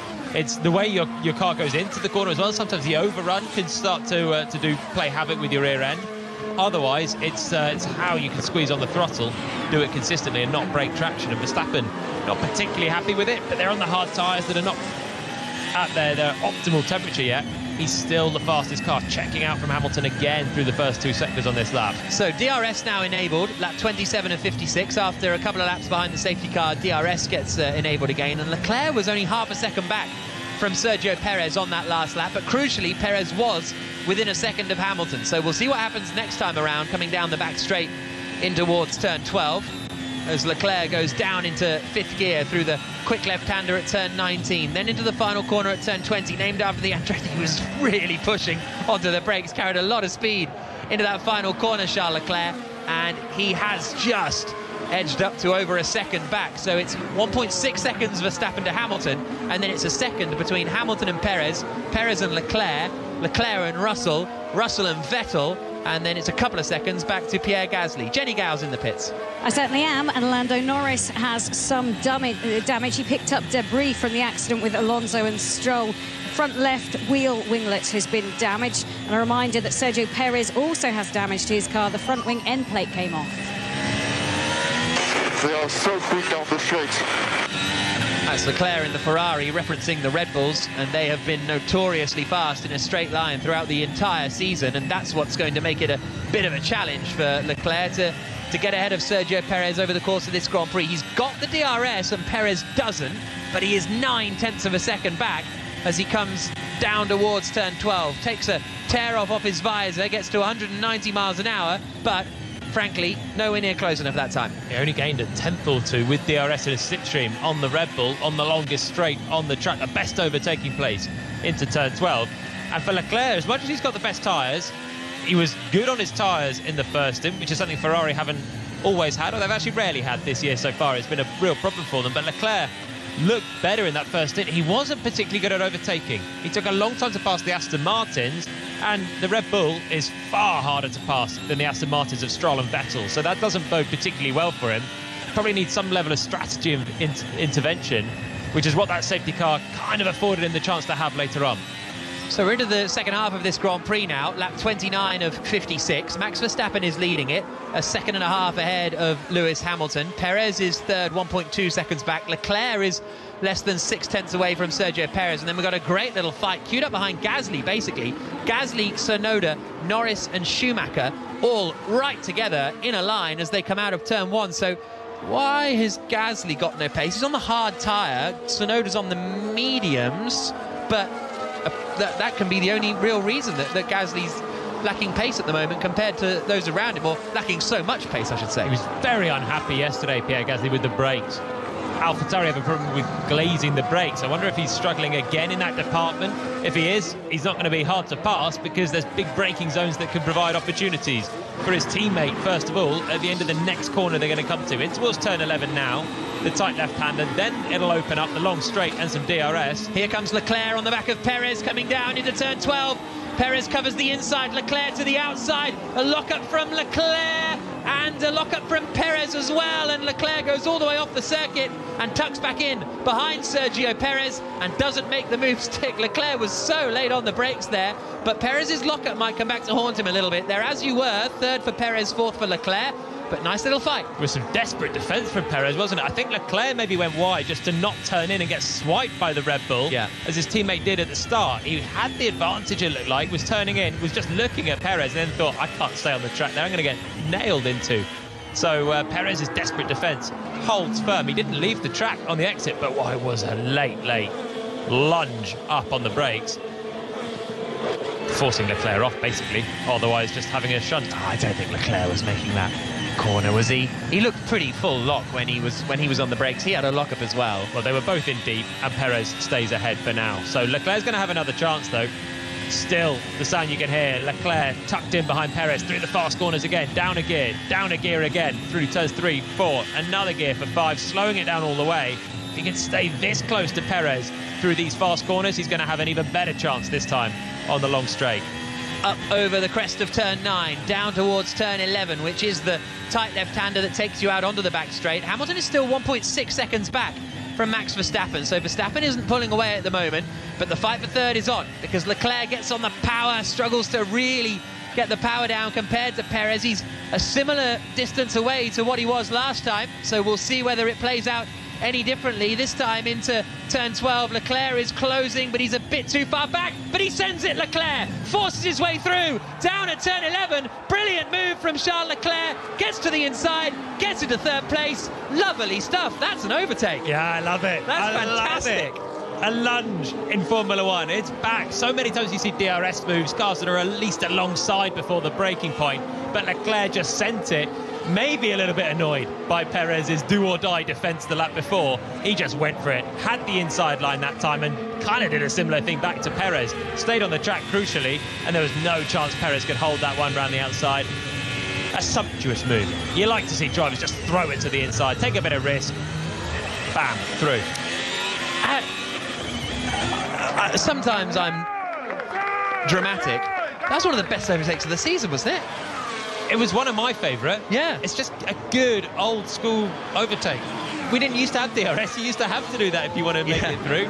Now drivers just wait and they hold back. Leclerc himself was so close to Perez for the win in Singapore, but I think he was frustrated with himself a little bit for not trying to do one of them and take the win. It was riskier conditions in the wet or the dry line.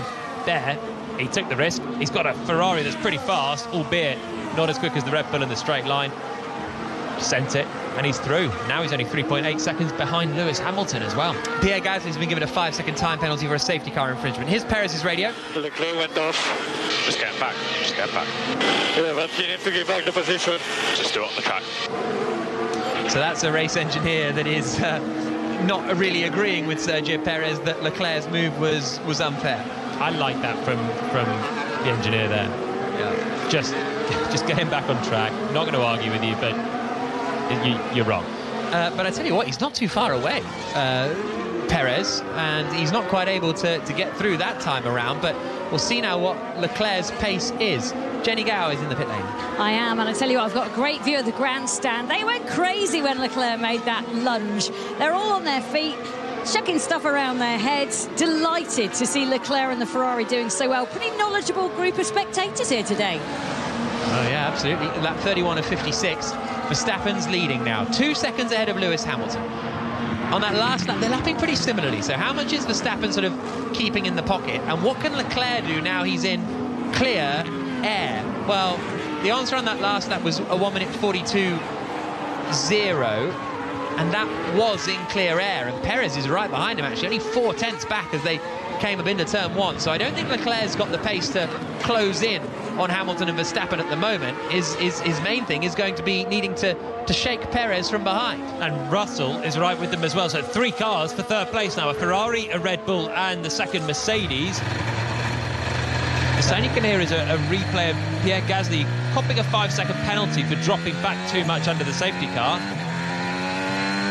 He was a long way back, to be fair, was Gasly, from Sebastian Vettel in front. And there we go, that's the penalty decided. Right, here comes the fight between Perez and Russell. I don't know what happened to Perez there, but he's dropped a little bit too far back, and he's not going to be pressuring Charles Leclerc, and in fact he's under more pressure from Russell. So I wonder if there was a mistake there somewhere from Perez, because he was right with Leclerc as they came through the S's and up towards turn 9, but not able to do anything about Leclerc in third place. Russell is going to be the driver on the attack. Verstappen leads the Grand Prix, 2 seconds ahead of Hamilton. Then it's 4 seconds from Hamilton in second to Leclerc in third. Perez fourth, Russell fifth. Vettel, Gasly, Tsunoda, Norris and Schumacher are the top 10 at the moment. Magnussen, Ocon, Albon, Alonso and Ricciardo the top 15. And then Latifi and Zhou, the 17 runners. Stroll, Bottas and Sainz all out of the Grand Prix. Jenny? Yeah, just to note, the pit window is now open for those that went from medium to a hard. Round now is the time that you are expecting to come in. Now, yes, we've had 2 safety car periods, so that might mix things up. And also, Leclerc's tyres 6 laps fresher than those around him. And we have 1 car in, I think that was Gasly just coming in the AlphaTauri. Yeah, so he's going to serve his 5-second time penalty. So that's interesting that Gasly is coming into the pit lane then, because he had done 22 laps on those hard tyres, including the 7 behind the safety car. So his are only 2 or 3. He was one of the first to pit, but he's only 2 or 3 laps older tyres than Verstappen and Hamilton up at the front. Here's Verstappen's radio. Cars super unpredictable in the wind. Verstappen's really struggling in the wind. They all are, but I've never heard Verstappen so vocal on the radio. And Hamilton's just taken over half a second back to Max Verstappen. He's closing in on the race leader now. Verstappen must have made a mistake on the last lap. Hamilton overall was a couple of tenths quicker, and then the one before that. The conditions are so tricky out there. We've seen Bottas just spin off nonchalantly through turn 19. Latifi did his own thing earlier on. High-speed corners, bumpy circuit, hard tyres and gusty winds. Everything you don't want as a Formula 1 driver. It makes your life really tricky. 25 kilometres an hour, the wind speed at the moment. Fernando Alonso has got a really quite damaged right wing mirror. It's flapping around an awful lot as he was trying to get ahead of Daniel Ricciardo, and did manage to get ahead of Daniel Ricciardo and up into 14th place, but that would have been from that big hit down the back straight after his collision with Lance Stroll. Bottas and Sainz out of the Grand Prix. Alonso can still score points here. He's lapping faster than Esteban Ocon ahead of him. He's up into 12th place. He's just cleared Alex Albon as well. Alonso, who looked like he was having a mammoth crash on the back straight, did have quite a big whack across the front, the left-hand side. It's really amazing that he's still going. And he's got pace in the Alpine. Others pitting, Tsunoda and Schumacher in. OK, we'll keep an eye on where they emerge. Jenny? Yeah, just looking at them as they came in, and just looking at the weather as well, it's quite cloudy out there. Some of those clouds being quite sort of dark and nasty, and this is exactly the same conditions we had yesterday in qualifying. And Verstappen did comment about that, saying he thought it affected the Red Bull. So I just wonder if this is playing into other people's hands right now with the cloud cover. If it gets hotter again, maybe they'll be in a happier place again in that Red Bull. Hasn't really been that sunny all day, has it, to be honest? I've been a bit disappointed. I tell you what, when it clouds over, the temperature noticeably drops significantly. When the sun's out, the sun is hot. As soon as it clouds, the solar radiation just drops, and the temperature drops, and the tyres will be affected by that as well. The hards that are very temperature sensitive. I feel like it's hurting my drivability, these track changes. Understood, Max. Verstappen saying that the engine changes that the team are asking him to make are not helping his drivability. But that happens sometimes when it's sunny or cloudy. It doesn't change the temperature that much. No, it's fine. It's fine. 5 Live Sport Twitter handle as Hamilton comes into the pits. Yeah, he's in. They're putting on a new set of the hard tyres. A really good pit stop for Lewis Hamilton. So that's it. He's made his move. Who else is going to follow him in? Is he in undercut range here? 1.5 seconds back? He is, but the hard tyres also don't warm up that well. The undercut wasn't particularly powerful on the first stop. I'm interested in why Mercedes did that pit stop. Hamilton's going to come out into loads of clear space. Norris is pitted as well, which means it'll be Kevin Magnussen he emerges ahead of. They're going to go to the end on that. Leclerc, remember, might be able to go to the end anyway with his fresher tyres. Hamilton was romping away from Leclerc into a safe second, close to Verstappen, and he's just chosen to pit at that moment. Lap 35 of 56, and Max Verstappen is pushing. Well, he did the fastest first sector of the Grand Prix so far. So the Red Bulls are going to have to try and keep ahead of Hamilton here. And Hamilton is on his outlap now. George Russell is very close to the back of Sergio Perez, coming down into turn 12. Looks to the inside, Russell, but he's not quite close enough. Oi, the back end sliding, but he just managed to gather it all up. Lap 35 of 56. Verstappen coming into the final couple of corners now. This is going to be where he comes into the pit lane, I'm pretty sure, because he has been pushing on this lap. Hamilton, we'll see how quick he was through the middle sector. He's half a second quicker in the middle sector. So this could be the race-defining moment here for Max Verstappen. Comes through the final corner, peels to the left-hand side and comes into the pits, Jenny. Yeah, they're going to put him onto a medium set of tyres as well, so that's a change from what everybody else is doing. Oh, it's a slow pit stop. There's a problem for Verstappen. This has not gone well. He's still in the pit stop. A Ferrari's also coming. They can't get that car going again. It's the front left and it's not. They've finally got it going. That's a howler of a pit stop. This has opened it all up. And Leclerc has got ahead of Verstappen as well. In the pit stops, Charles Leclerc is ahead of Max Verstappen. A disaster for the Red Bull team. Sergio Perez is in the lead of the Grand Prix because he hasn't pitted. Russell is second, Vettel is third, Hamilton is fourth, but Hamilton is now in the net lead of the United States Grand Prix. Perez, Russell and Vettel yet to pit. Hamilton, Leclerc and Verstappen is now the order of the top three. They've been almost perfect all season. Beautiful. Beautiful. And Verstappen is being passive-aggressive on the radio. And he's already the champion, but he still wants to win every race. And I'll tell you what's different about this one. He's fighting with the old rival Mercedes and Hamilton again. And I think the pressure's just higher when you're racing Hamilton and Mercedes. And Verstappen there came in, a sweet pit stop, and he probably would have emerged in the lead still. It was anything but. Perez is fighting George Russell now for what is at the moment the lead of the Grand Prix. We'll see when they come into the pits. Hamilton is on course to set the fastest lap of the race currently. 6/10 quicker in the first sector than Sebastian Vettel. Lap 36 of 56, 21 to go. Russell is really pushing on the back of Sergio Perez now. We think they will both have to pit again. When will they decide to pit? That's going to be the question. But the Max Verstappen pit stop, he came in and the front left was slow coming off. It looked like it had gone on okay, and everybody sort of stopped on the front left, and then they had to swap the gun. They had to swap the wheel gun. The wheel gun wasn't working properly. It took a long time to get it off, and then it took even longer to go back on. It wouldn't go on. Swap the wheel gun. So maybe just a mechanical for the wheel gun there that's cost Verstappen, rather than Red Bull necessarily feeling the heat of the pressure. George Russell is now pitted. He was behind Sergio Perez. It was a bit of a sluggish stop there from George Russell, but can he now undercut Sergio Perez? It is Perez in the lead, Vettel second. They've yet to pit, but then it is Hamilton in third, the net leader of the Grand Prix now, Leclerc, Verstappen and Russell. That is the order up at the front once Perez and Vettel pit again, which we're pretty sure they will have to do. But Verstappen is a man on a mission as he sets the fastest first sector of anyone on his medium tyres, 6/10 behind Charles Leclerc in the fight over what is going to be second position at the moment. Jenny Gow. Max Verstappen. Long way to go. Yeah, you don't need to tell me that. Max, we're in this together, mate. Head down. Come on. Verstappen on the radio there. Do carry on, Jenny. Well, Leclerc, we were wondering if he'd try and go to the end of that with a hard tyre on. He just decided, or they decided at Ferrari, to pit him at the same time as Verstappen. How fortuitous for them. They had a great pit stop and in the end jumped the Verstappen car in the pit lane. Great timing. Yeah, very good stuff for Charles Leclerc. Perez, Verstappen was really close to the back of Perez that time around.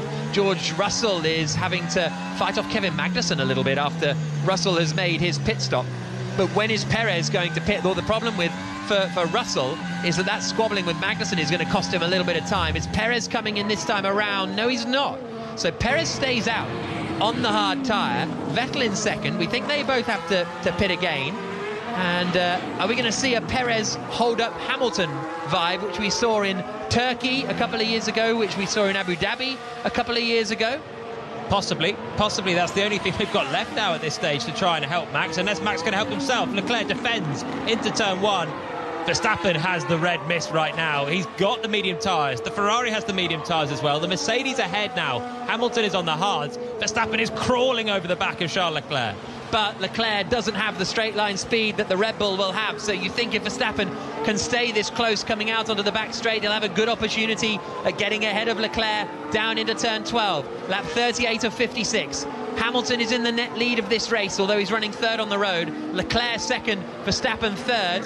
And now they are coming down into the left-hander of turn 12. Verstappen really late on the brakes. It's a wide line through for Leclerc to try and give him the best drive off possible, which worked pretty well, to be honest, for Charles Leclerc. But Verstappen, with more straight line speed and the DRS, is going to be closing down the back straight towards turn 12. Is Leclerc going to defend? He doesn't need to, because Verstappen is not quite close enough. That was a nice work from Leclerc through turn 11 to get good straight line speed down the back straight. And then he was on the limit of brakes as well at turn 12. Verstappen slithering around in Leclerc's mirrors.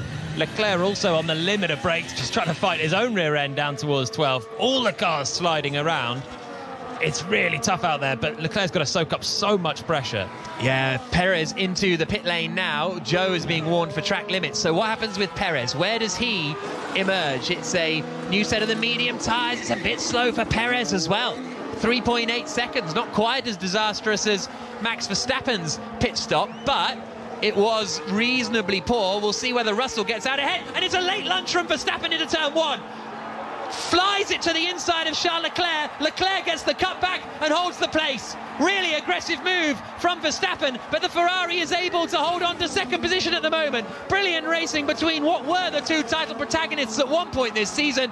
Now Verstappen is the champion, but he is not resting on his laurels at all. It's in March all over again. This is what we saw all those opening races. Leclerc and Verstappen, Ferrari and Red Bull toe-to-toe.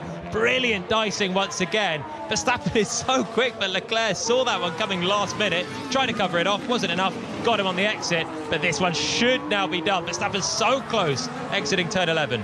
Perez came out ahead of Russell, but only by half a second, so that fight is going to continue. But Verstappen is right in the slipstream now of Charles Leclerc, coming down towards turn 12. He gets the inside line. There's nothing that Charles Leclerc can do about that. He thought about lunging back to the inside into 12, wasn't able to do it. So now Verstappen into second place, a net second place once Sebastian Vettel pits. He's 4.5 seconds back from Hamilton. That is going to be the fight for the race lead. Verstappen closing in on Hamilton. After the Grand Prix is finished here on BBC Radio 5 Live, we'll be going to Stephen Nolan, but we can pop across to him now because we're getting some breaking news here on this Sunday evening. Stephen.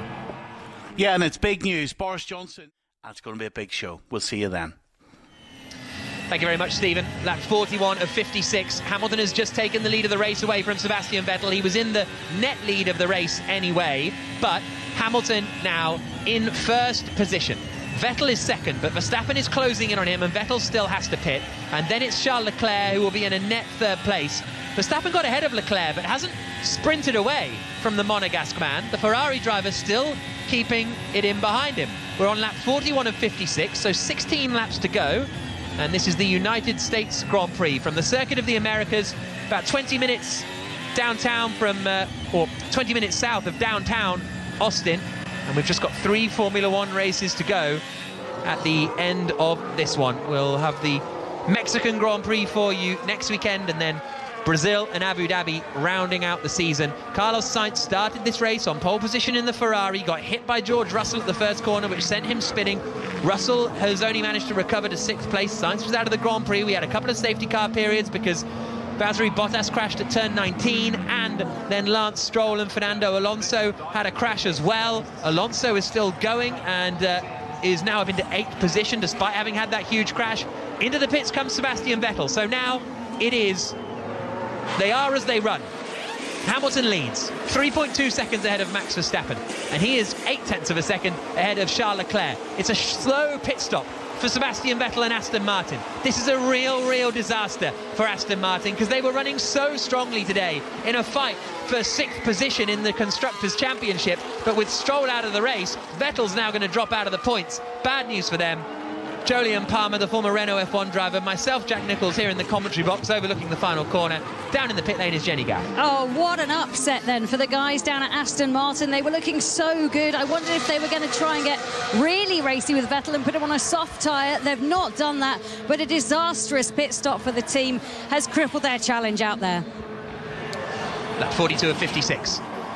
The gap is 3.2 seconds. Max Verstappen to Lewis Hamilton. Last lap of the Grand Prix, last lap of the race, Verstappen closed in by 0.2 on Hamilton. So, not huge, but 15 laps to go. He had Vettel there on the last lap as well as a little bit of dirty air.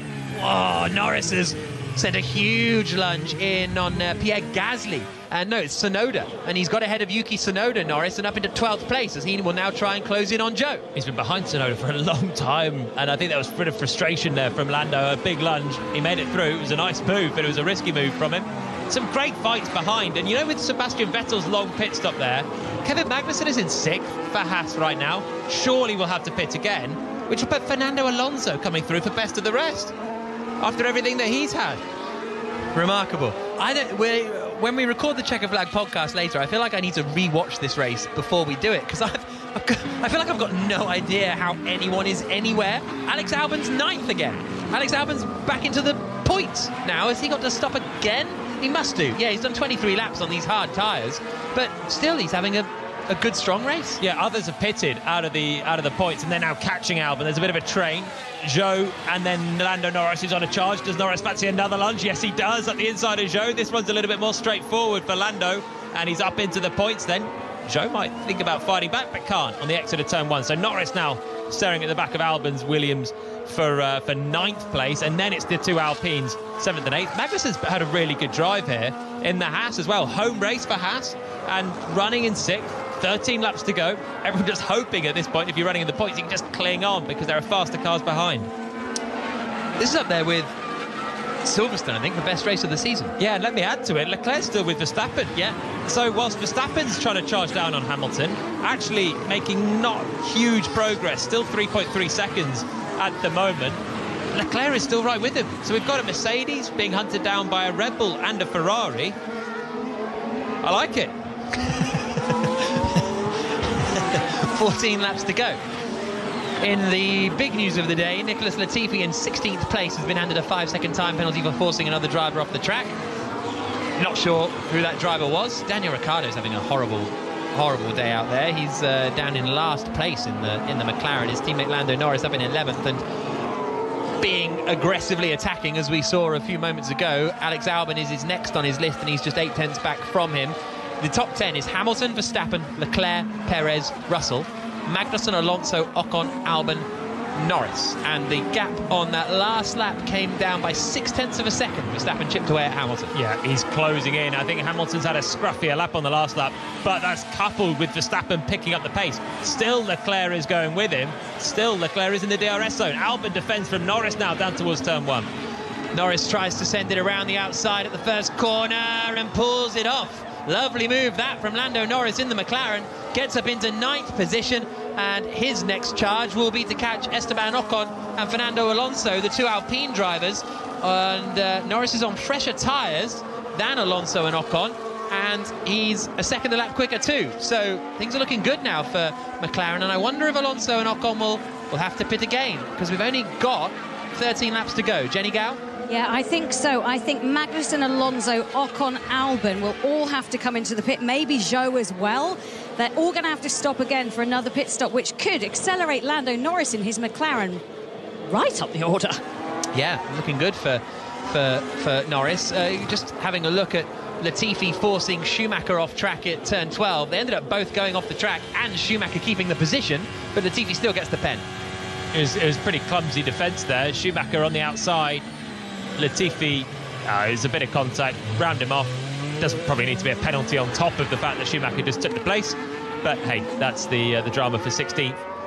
My other question is, which, full credit here, my dad just texted me asking this, will the mediums last? Because Verstappen and Leclerc are now on 10-lap-old mediums, and we've still now got 10 laps to go. So that they've got this good pace advantage over Hamilton at the moment, but will that pace advantage continue? And when they get closer to Hamilton and they're desperate for the pass, they'll slide around even more, which will hurt the medium tyres even more. It's marginal. It's a marginal call. It was at the time for Verstappen and Leclerc to go onto mediums. They've done 9 laps on them. It will be then pretty much a 20-lap stint on the mediums. They did that earlier on, but they were degrading towards the end, whereas the hard was better. It's a toss-up, isn't it, between the two? That 3.2-second lead that Hamilton had is now a 2.4-second lead. I think it was one slightly scruffy lap there for Lewis that's meant Verstappen took a big inroads. Then it's just small chips at it. Leclerc has dropped back from Verstappen, though, on this lap. So Verstappen's up the pace, closing Hamilton, and Leclerc now 2 seconds back from the Red Bull. Lap 45 of 56 in the United States Grand Prix. And we've just got 10 laps to go, 11 laps to go at the end of this one, which will take about 15 to 20 minutes, I would have thought. So plenty of time left in this race. Here now is the attack from Lando Norris on Esteban Ocon. Ocon lost him in his mirrors, I think, and Norris makes the move decisively. Norris is in a good run here, and as Jenny said earlier on, could be on for a 6th place finish, I think. Behind the top 3, Perez is doing fine, and Russell are doing fine. They're running in 4th and 5th, and that would be my assessment of their pace at the moment. I don't really see anything happening with those two before the end of the Grand Prix.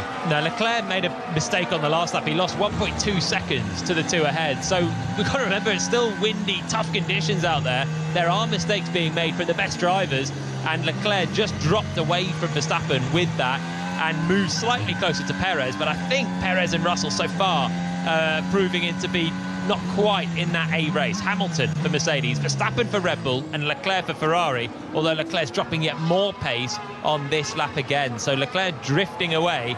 It's looking more and more like it's Hamilton v Verstappen out front, but Lewis has just stemmed the flow. He was 1/10 quicker on the last lap than Max behind. So we are on lap 46 of 56. Hamilton's lead is now 2 seconds over Max Verstappen in 2nd position. Charles Leclerc in 3rd, Sergio Perez 4th. As it stands, Red Bull will be winning the Constructors' Championship today with 3 races to go for the first time since 2013, stopping Mercedes' run of domination.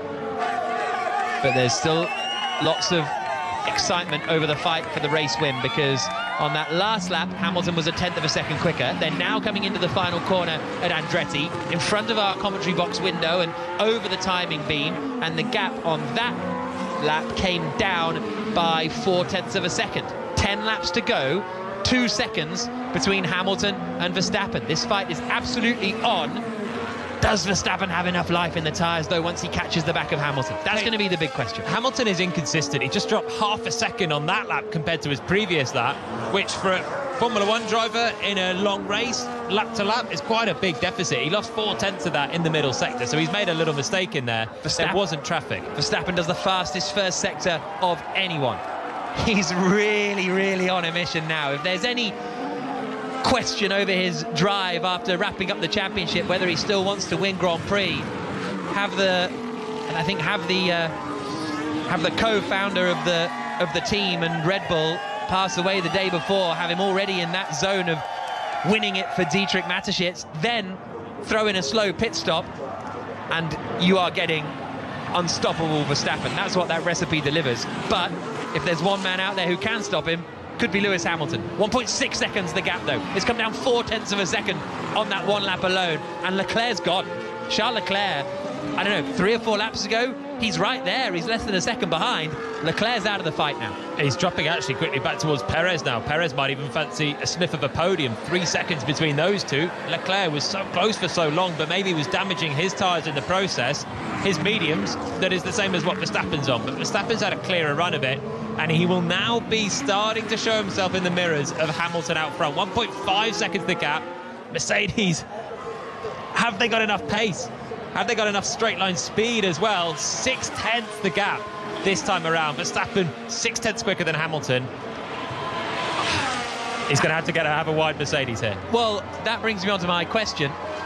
Have we had Hamilton and Verstappen racing wheel to wheel since Abu Dhabi last year? I don't think it's happened at any point this year, like really. Zandvoort, but Verstappen just blasted it past him on a tyre offset on the safety car restart. I don't really remember it again. In Silverstone, when Hamilton was very quick, Verstappen had his troubles. The rest of it, Verstappen's pretty much been up the road. And there have been a lot of occasions this year where Hamilton has had sort of Abu Dhabi flashbacks, as it were, whether it be safety car restarts or tyre strategies or that sort of thing. And you wonder that will be playing on his mind a little bit, as the gap is 1.5 seconds now. Sebastian Vettel's at the back of a queue behind Tsunoda and Zhou and Albon, and do they have to pit again? Tsunoda, I think, might get away with it. Zhou and Albon are going to be tight, but we've got 9 laps to go now, so even though Albon's done 30 laps on these hard tyres, with 9 to go, you can't afford, you've got to try and keep it going to the end of the Grand Prix now, haven't you? So Vettel, if he wants to get some points after his really slow pit stop for Aston Martin, has got to overtake these drivers on track. On this lap so far, the gap is remaining the same over the first 2/3 of the lap. Anyway, as they come into the final couple of corners, maybe Verstappen's taking a couple of tenths out. A look to the inside of Fernando Alonso. Alonso gets ahead of Magnussen and up into 6th place. That wobbly wing mirror that I referenced a little earlier on has now finally disappeared, and it flew off down the back straight. But Alonso now into 6th position. He's done 25 laps on these hard tyres, so he's got a long way to run on them, but he's not got much pressure from behind. Now he's got ahead of Kevin Magnussen. I think it's just Norris who might have a crack at Alonso from behind. This will go down in the archive of Fernando Alonso recovery miracles, I'd say, at this point, given the smash he had into the back of Lance Stroll at the same point that his wing mirror flipped off on this lap, coming past Kevin Magnussen. Alonso up into 6th, remarkable. So Hamilton leading, 1.4 seconds the gap between he and Verstappen. We're on lap 49 of 56. There are times this feels inevitable, then there are times this feels evitable, whatever the opposite of inevitable is, because and suddenly Verstappen's within a second on this lap. So Verstappen is now going to get DRS next time through. Now it suddenly feels inevitable again. There's mistakes being made all over the place. Hamilton's just dropped a load in the first sector, and that's why Verstappen is within the DRS zone, and that has proved very powerful. When drivers get within the DRS zone, then you get the advantage on both straights, and it's easier to stay there. That's why Leclerc, I think, was so close to Verstappen for so long. As soon as he dropped a bit further away, he's plummeted, and still Perez is catching him for 3rd. Hamilton has made a mistake in the first sector. His middle sector's not great either. This is a scruffy lap from Lewis Hamilton, and Verstappen is so close now. Through the final corner to start lap 50 of 56. 7 laps to go at the Circuit of the Americas. Lewis Hamilton won here in 2012. He hasn't won here since 2017. Verstappen has won almost every Grand Prix this season. He's looking to get the record of most wins in a year, and it looks as though he's in the prime position to add another to his tally after wrapping up the World Championship 2 weeks ago in Suzuka. He's just 0.4 of a second back from Hamilton as they come through the fast sequence of corners that come through turns 3 all the way through to turn 9 at the top of the hill, and then down towards turn 11. Is Verstappen going to be close enough? He's dropped back to 0.8 of a second and 0.9 of a second now as they come down into turn 11. So this isn't a done deal this lap. He's got whopping straight line speed. He had a huge run at Hamilton down towards turn 1 from being 0.8 back. Dives straight for the apex at turn 11. Theoretically, that would compromise his exit, but it still looks pretty neat for Verstappen on those medium tyres. Perez is just 2 seconds back from Leclerc, but Verstappen coming out of that final corner was 0.9 of a second back. He's closing. Hamilton closes the door, but it's too late. Verstappen goes to the inside, and Verstappen takes the lead of the Grand Prix. Hamilton, though, goes wheel to wheel with Verstappen coming into the next few corners, but Verstappen's got the inside, Verstappen's got the lead of the race, and Hamilton couldn't hold him off. He's going to try and fight back, though, Hamilton, as he gets on the power, coming into the quadruple right-hander. He'll have a chance coming into turn 1. He just didn't really see the attack coming from Verstappen, I feel. The straight line speed of the Mercedes is pathetic. From nearly a second back, Verstappen got a monster slipstream on him. Hamilton's going to have a chance to try and do something here. He's tucked right in behind Verstappen, coming down towards turn 1. It looked like a bit moving under braking, but nice job. Verstappen over the line, in the lead of the race with 6 laps to go. Hamilton in behind, but he's not close enough to make a move into the first corner. Max Verstappen is back in the lead of the United States Grand Prix, a lead that he only really lost because of the poor pit stop from the Red Bull squad, but he made the move cleanly. Still surprised Hamilton didn't cover that off more. He covered it off late, didn't he? And that's what Verstappen was already there, really, by the time Hamilton covered the inside line. His closing speed was enormous. The Red Bull straight line speed over the Hamilton's Mercedes there was frightening. It was a done deal as soon as Verstappen was in DRS range. Hamilton's been inconsistent in his lap times before Verstappen's caught him, and that allowed Verstappen to catch. And now Hamilton's still close behind Verstappen. He'll get DRS this time down towards turn 12, but the Mercedes straight line speed is nowhere compared to the Red Bull. Nowhere. Onto the brakes, into the left-hander. Coming up to 200 miles an hour, but Verstappen holds the place. Here's Hamilton's radio. Went off again. He's gone off again, says Hamilton. There are a lot of lap times deleted and track limits being done for Verstappen. I've noticed that coming through, but nobody's been given a penalty for track limit abuse at the moment. But maybe that's just Hamilton clutching at straws a little bit now, knowing that the game is up. Here's Verstappen's radio. You need to make sure you're safe on track limits now, please, Max. And Verstappen being told that because too many track limits offences, you're allowed a certain amount of times to go over the edge of the circuit, but do it too often and the FIA are not going to be impressed and you'll end up getting a penalty. Haven't seen them a huge amount, to be honest, in races in the past. Hamilton is still there, just 0.6 of a second back from Verstappen, but you just know he doesn't have the straight line speed to do it. Vettel has got ahead of Alex Albon and up into 9th place. So this is the order with 5 laps to go in the United States Grand Prix here on BBC Radio 5 Live. Max Verstappen leads. He's a second clear of Lewis Hamilton in 2nd. Leclerc is 3rd. Perez is 4th. Russell is 5th. And then Alonso, Norris, Magnussen, Albon and Vettel are the top 10. Joe has just lost a couple of places. Albon has got back past Vettel. Vettel's going all the way around the outside at turn 18. That's lovely stuff from Sebastian Vettel to get up into 9th place. Him and Albon are having a stupendous scrap as they come now out of the final corner. Albon might try and get Vettel back coming into turn 1, but he needs to be careful because Yuki Tsunoda is right behind him. Tsunoda not opening the DRS, which is a bit of an odd one. Hamilton is less than half a second back. Onto the brakes. Black and white flag for Verstappen for track limits. That's a warning. That's no penalty applied. That's just a warning. And he's only got 4 laps to go. And he wasn't particularly quick through the first sector that time. Yeah, so you've used up all your strikes now, Max, so you need to be safe on track limits. So he's used up all of his strikes, i.e. any more track limit abuses, and it will be a penalty for Verstappen. There are many places around this circuit where you can go off. Turn 9 was the last that he did it. That's just before the DRS zone, which comes after turn 11. And that might play slightly on Verstappen's mind. He's got to be just that little bit cleaner with his lines. Can't risk going a millimetre over or he'll get pinged and pick up a 5-second penalty. Hamilton's still 7/10 away. Verstappen's medium tyres look like they're going to hold on to the end of the race. It's just whether Hamilton can force him into a mistake now. Forcing Verstappen into a mistake is not an easy thing to do. He is still less than a second behind the Red Bull driver, though, as you say. And Sebastian Vettel then, that fight with Albon over 9th place. He went to the outside, did Vettel, on the run down into turn 12. Got onto the brakes, went all the way around the outside, but actually went off the circuit. So did he give the place back then, Vettel? Is that what he did?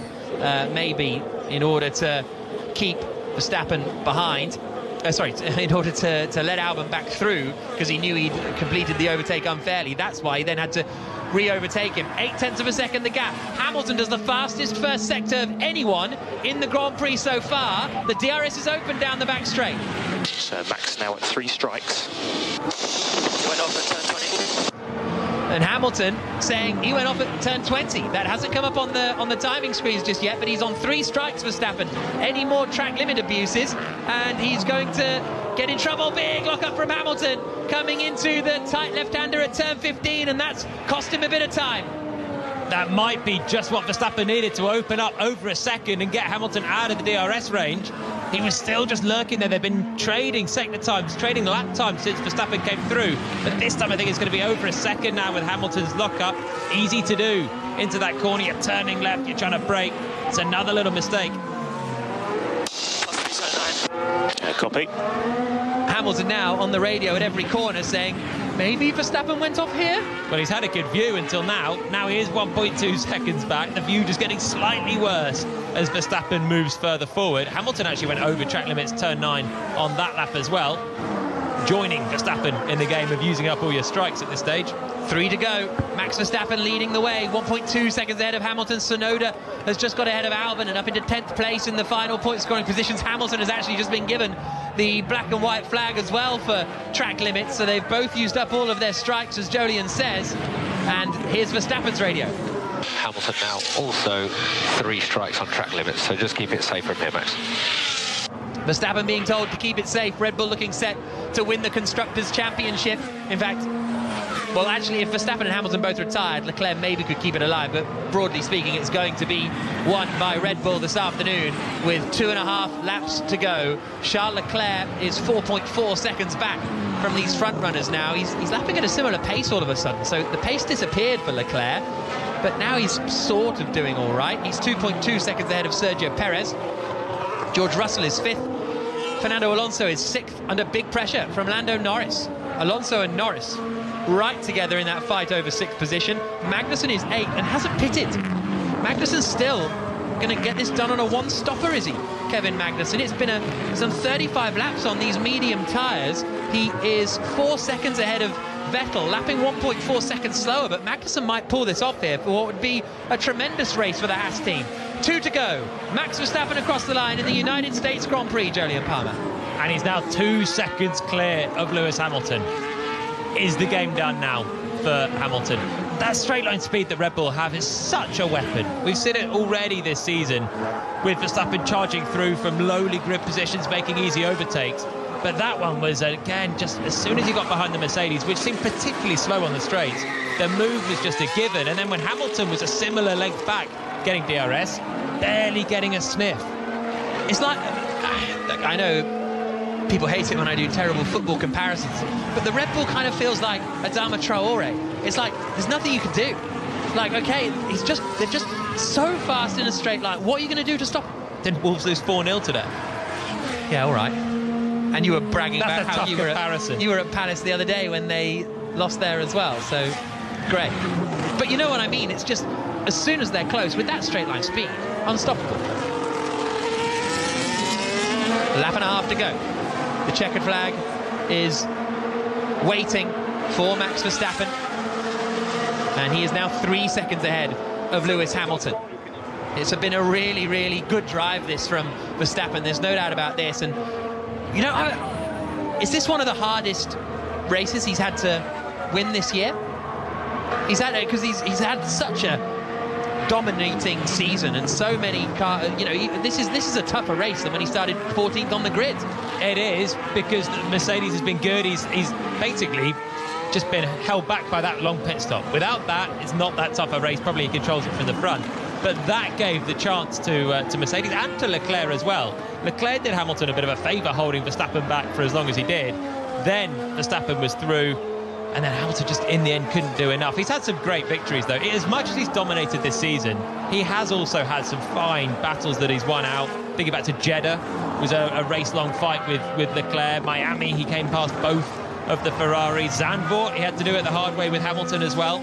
This one, it's been a good fight, but it looks like it's going to be another Verstappen win. Norris and Alonso are going wheel to wheel around the final, the middle part of the circuit. Norris has finally got ahead of Fernando Alonso coming down the back straight, but Alonso is still there, still in the fight, just 7/10 behind as they come into the left-hander of turn 19. Everybody's still queued up as well behind Yuki Tsunoda and Sebastian Vettel in 9th and 10th places, but out up front, there is no doubt who is the champion this season. Max Verstappen wrapped it up in Suzuka a couple of weeks ago. He's had some tough opposition thrown at him today. One of Mercedes' best chances to win a Grand Prix, but it hasn't worked out. Once again, it is Red Bull who are going to come out on top. Max Verstappen coming through the final couple of corners now, into the left-hander of turn 19, and then just one more corner to come. The day after the co-founder of Red Bull, Dietrich Mateschitz, passed away, his team, his Red Bull Racing team, come out and with Max Verstappen at the wheel, win the United States Grand Prix and win the Constructors' Championship of 2022. A superb drive in a dominant season for Max Verstappen. Wonderful performance from him and Red Bull. Mercedes did their best to keep him at bay for once, but it still was not possible. No matter what you throw at Max Verstappen this season, he finds a way to win, and Red Bull are the Constructors' champions. Kevin Magnussen is fighting with Sebastian Vettel in the final few corners. Norris is still ahead of Alonso as they come into the right-hander of turns 13 and 14. Vettel trying to go to the outside of Magnussen, but he's not able to do it. Magnussen still holding on to 8th place. They now come into the left-hander of turn 15, and Vettel goes to the outside. Magnussen's on the inside. We've already seen Vettel go right around the outside before. He gets really loose on the dirty stuff. He'll then have the inside for turn 19, and he sends it, and Vettel gets through, but he runs wide on the exit. Does Magnussen fancy a final corner lunge? You bet he does, but Vettel covers it off, and they come across the line, separated by barely anything, 0.4 of a second. Brilliant racing between Vettel and Magnussen at the end there. Only over 8th place. Magnussen will be a bit frustrated with that. Tsunoda completing the top 10. The full top 10, Verstappen, Hamilton, Leclerc, Perez, Russell, Norris, Alonso, Vettel, Magnussen and Tsunoda. Here's Verstappen's radio. Max Verstappen, you are world champion. We are world champions. Thank you so much, and thank you, Dietrich Mateschitz, for everything that you have done for us, for this team, and these championships are for you. Thank you. No, this one was for Dietrich. I gave it everything out there, even though, of course, we had that stop. But yeah, I was a bit upset, but I just keep pushing. And yeah, congrats, guys. What an amazing season to win also the Constructors. You guys really deserve it. Yeah, fantastic result, Max. And another milestone. I think that was your 13th win as well this year. Fantastic result. 3 more chances to add on that, mate. 3 more chances. He did that in style. Well done. Yeah, it was a bit hectic, but good job. That's Christian Horner on the radio congratulating Max Verstappen on his championship, which he wasn't able to do in Japan a couple of weeks ago. He takes the win. Red Bull take the Constructors' title. Tears in the eyes of Christian Horner on the pit wall there as he embraces his wife, Jerry. Hamilton finishing second. Charles Leclerc finishing third for Ferrari. Fourth for Sergio Perez. Fifth for George Russell. Norris, Alonso, Vettel, Magnussen and Tsunoda, the top 10 points scorers. Here's Hamilton's radio. Nice work, Lewis. That was a great drive, mate. Absolutely splendid day, that one. That was so close, mate. But, yeah, we'll get him next time. I gave it everything, guys. Gave it everything. Great work with the pit stop and strategy. So close, but so far. Let's keep pushing, and thanks to all the supporters out there. Hamilton and Pete Bonington on the radio as Hamilton returns down into Parc Fermé, where Jenny Gow is. Yeah, and Christian Horner understandably very emotional. The whole team on the pit wall. Christian, you must feel delighted, but this is a very emotional moment for everybody at Red Bull. A very emotional moment, a big moment for the team, for everybody in Red Bull. And, this is tribute to Dietrich, for everything that he's done for the team, for the company, and, God bless him. Thank you very much, Christian Horner. And, it is really emotional. The whole team have been together in this. They've been hugging each other. There are tears. There's jubilation as well. F1's a funny old sport. Yeah, it's a really superb drive, that from Max Verstappen. There's still all sorts of things looming over Red Bull. The cost cap break that we've been discussing so much over the course of the weekend, and Red Bull's overspending under the budget cap, and that's going to rumble on and on. Christian Horner said they hope to have a resolution by the time they finish the weekend, but that isn't the case, and it will continue. Keep up to date with that on the BBC Sport website. But Max Verstappen jumps out of the car, goes over and gives Dr. Helmut Marko a big hug. Red Bull's motorsport advisor, who has been part of the team since the start, a racing driver himself back in the 1970s, Helmut Marko.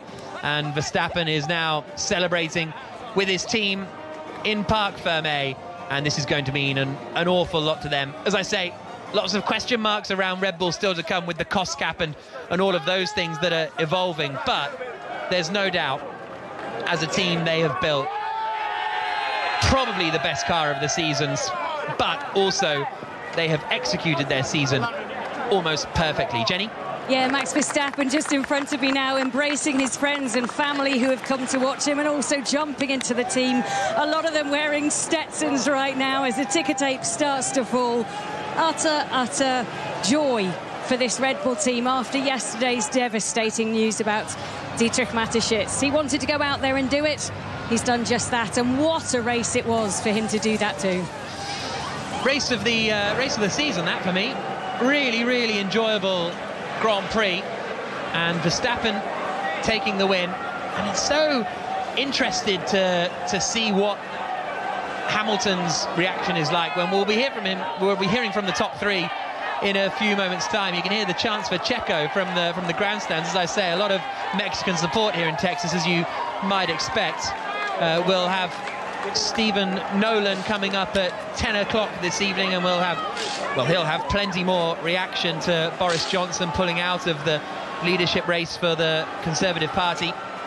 And we'll be back later on with the Checkered Flag podcast, which you'll be able to get from BBC Sounds, where we'll bring you all of the reaction. Max Verstappen just made his way around the back of the podium, takes a seat and mops his brow with a towel after what was very, very hard work this afternoon for Verstappen, taking the win ahead of Hamilton with Charles Leclerc in third. Jenny, that was my favourite race of the season. Oh, without doubt. There was so much going on up and down the entire field. There was intrigue, and you know what? There were mistakes. A lot of mistakes by a lot of people. I now realise my mistake in this. I'm walking the wrong way down the pit lane as everybody has come onto the track and come across.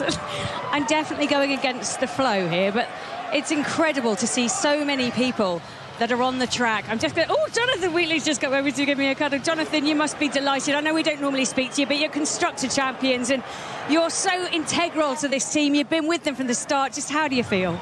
It's a wonderful feeling, and of course we did it a very Red Bull day today.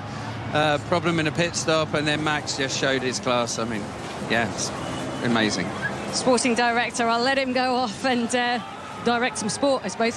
But Jonathan Wheatley, we're never really allowed to speak to him. But it's funny, Jack, because on days like today, it doesn't. All the rules go out the book. You're just like, yeah, okay, have a quick chat, and off he goes back into the garage. He's having loads of selfies taken. Charles, that was a great comeback for you. Safety car obviously brought you back into the race. But when you had some good battles there with the Red Bull, the pace just wasn't quite there to keep them behind. But you must be satisfied overall. Yeah, satisfied in a way, because we started P12, so podium is a good achievement, but looking at the race, it's obviously a little bit disappointing. We had the pace, but then we had a little bit too much deck towards the end of the race, and yeah, but we'll work, and at the end, P3 starting from P12 is not that bad. Yeah, we're seeing behind you on the screen, there was some good overtaking, some good racing out there. You're quite red in the face, so this is one of the tougher races, isn't it? Yeah, it is. It definitely is, especially the first sector with so much G-forces, and with a tired egg, you keep working with a steering wheel, which makes it even more difficult. But it was quite a nice battle with Checo, and then later on with Max. Yeah, we need to keep working in order to challenge them a bit more towards the end of the races. So we're still waiting for number 2 and number 1 to come out and join us. So let's talk a little bit Ferrari, racing for them in America. You have a huge following here. Yeah, I'm extremely lucky to be a Ferrari driver, and I know it, but we need to keep pushing. It's great to be here, to see so many people and so many red shirts. So yeah, we'll keep working, and hopefully next year we'll win. And you have a short turnaround now before the Mexican Grand Prix. Any upgrades coming for that race? Any what? Any upgrades, any more performance coming for the next Grand Prix? No, it's not planned that way, but yeah, we'll try to maximize our package. Okay, Charles, thank you very much. Enjoy the podium. Thank you very much. Lewis, getting some water down there. Charles has told us it's a tough race. You have a great following here. For a moment, it looked like the victory was on. You gave it everything. We heard you complimenting the team on the strategy, but just the underlying pace wasn't there. Yeah, first I want to give a huge thank you to the crowd here. We have such an amazing crowd. This is the biggest crowd we've had here in the whole time we've been here. So big thank you, everybody. Secondly, I want to give a big shout out to my team. We came here with upgrades. We closed the gap a little bit. It was so close, but I did everything I could to try to stay ahead, but they were just a little bit too quick today. But great strategy, great race by Red Bull, and again, my condolences to the team. Beautiful words, Lewis. Great respect there. Put us in the cockpit, as you can hear the crowd cheering for you there. This was a tough race. You love this race circuit, but how far did you have to dig deep to get yourself into that lead? I mean, I'm shattered. The car was a handful today, and it felt amazing firstly to be in the lead. That's something we've been working so hard on as a team through the year, and I felt so much hope.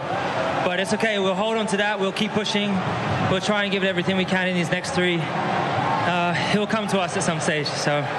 Okay, well, enjoy the podium, enjoy the champagne, and get a rest before Mexico. Thank you.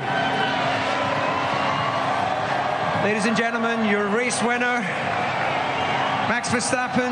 Wow, you worked hard for that one.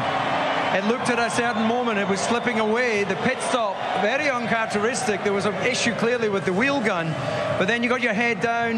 You had to fight hard there with Lewis. How does this victory feel?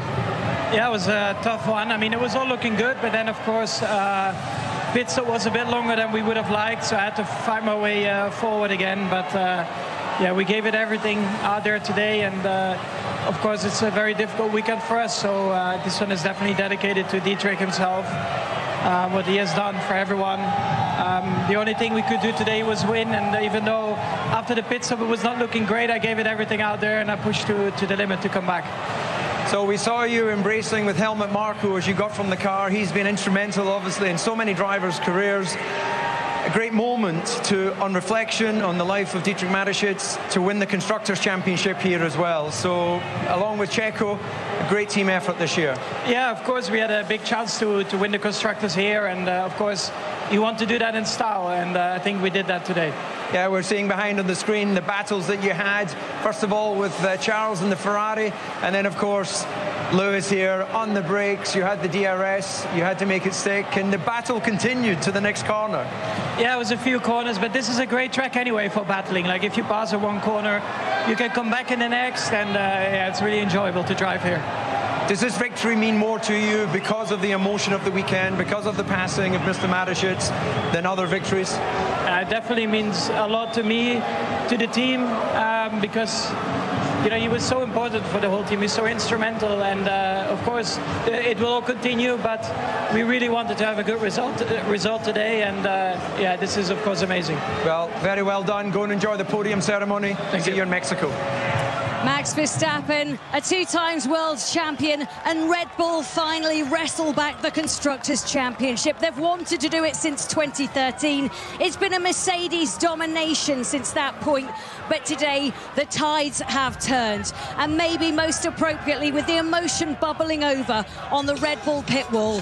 They did this for the man who founded them. They did this for Dietrich Mateschitz. And I have to tell you, I have never seen the Red Bull pit wall so emotional, so touched by what has happened over the last 24 hours. And yes, the cost cap might rumble on, but this moment is about celebration for Red Bull. And my word, do they deserve it right now. You will be able to download the Checkered Flag podcast as we try and work out what on earth went on in that race, because there was plenty going on. You can subscribe as well. And remember, it's Mexico next weekend. Stephen Nolan's up next. Politics, we got it here, he's got it there. But first up, it is the BBC News with Carl Hartley.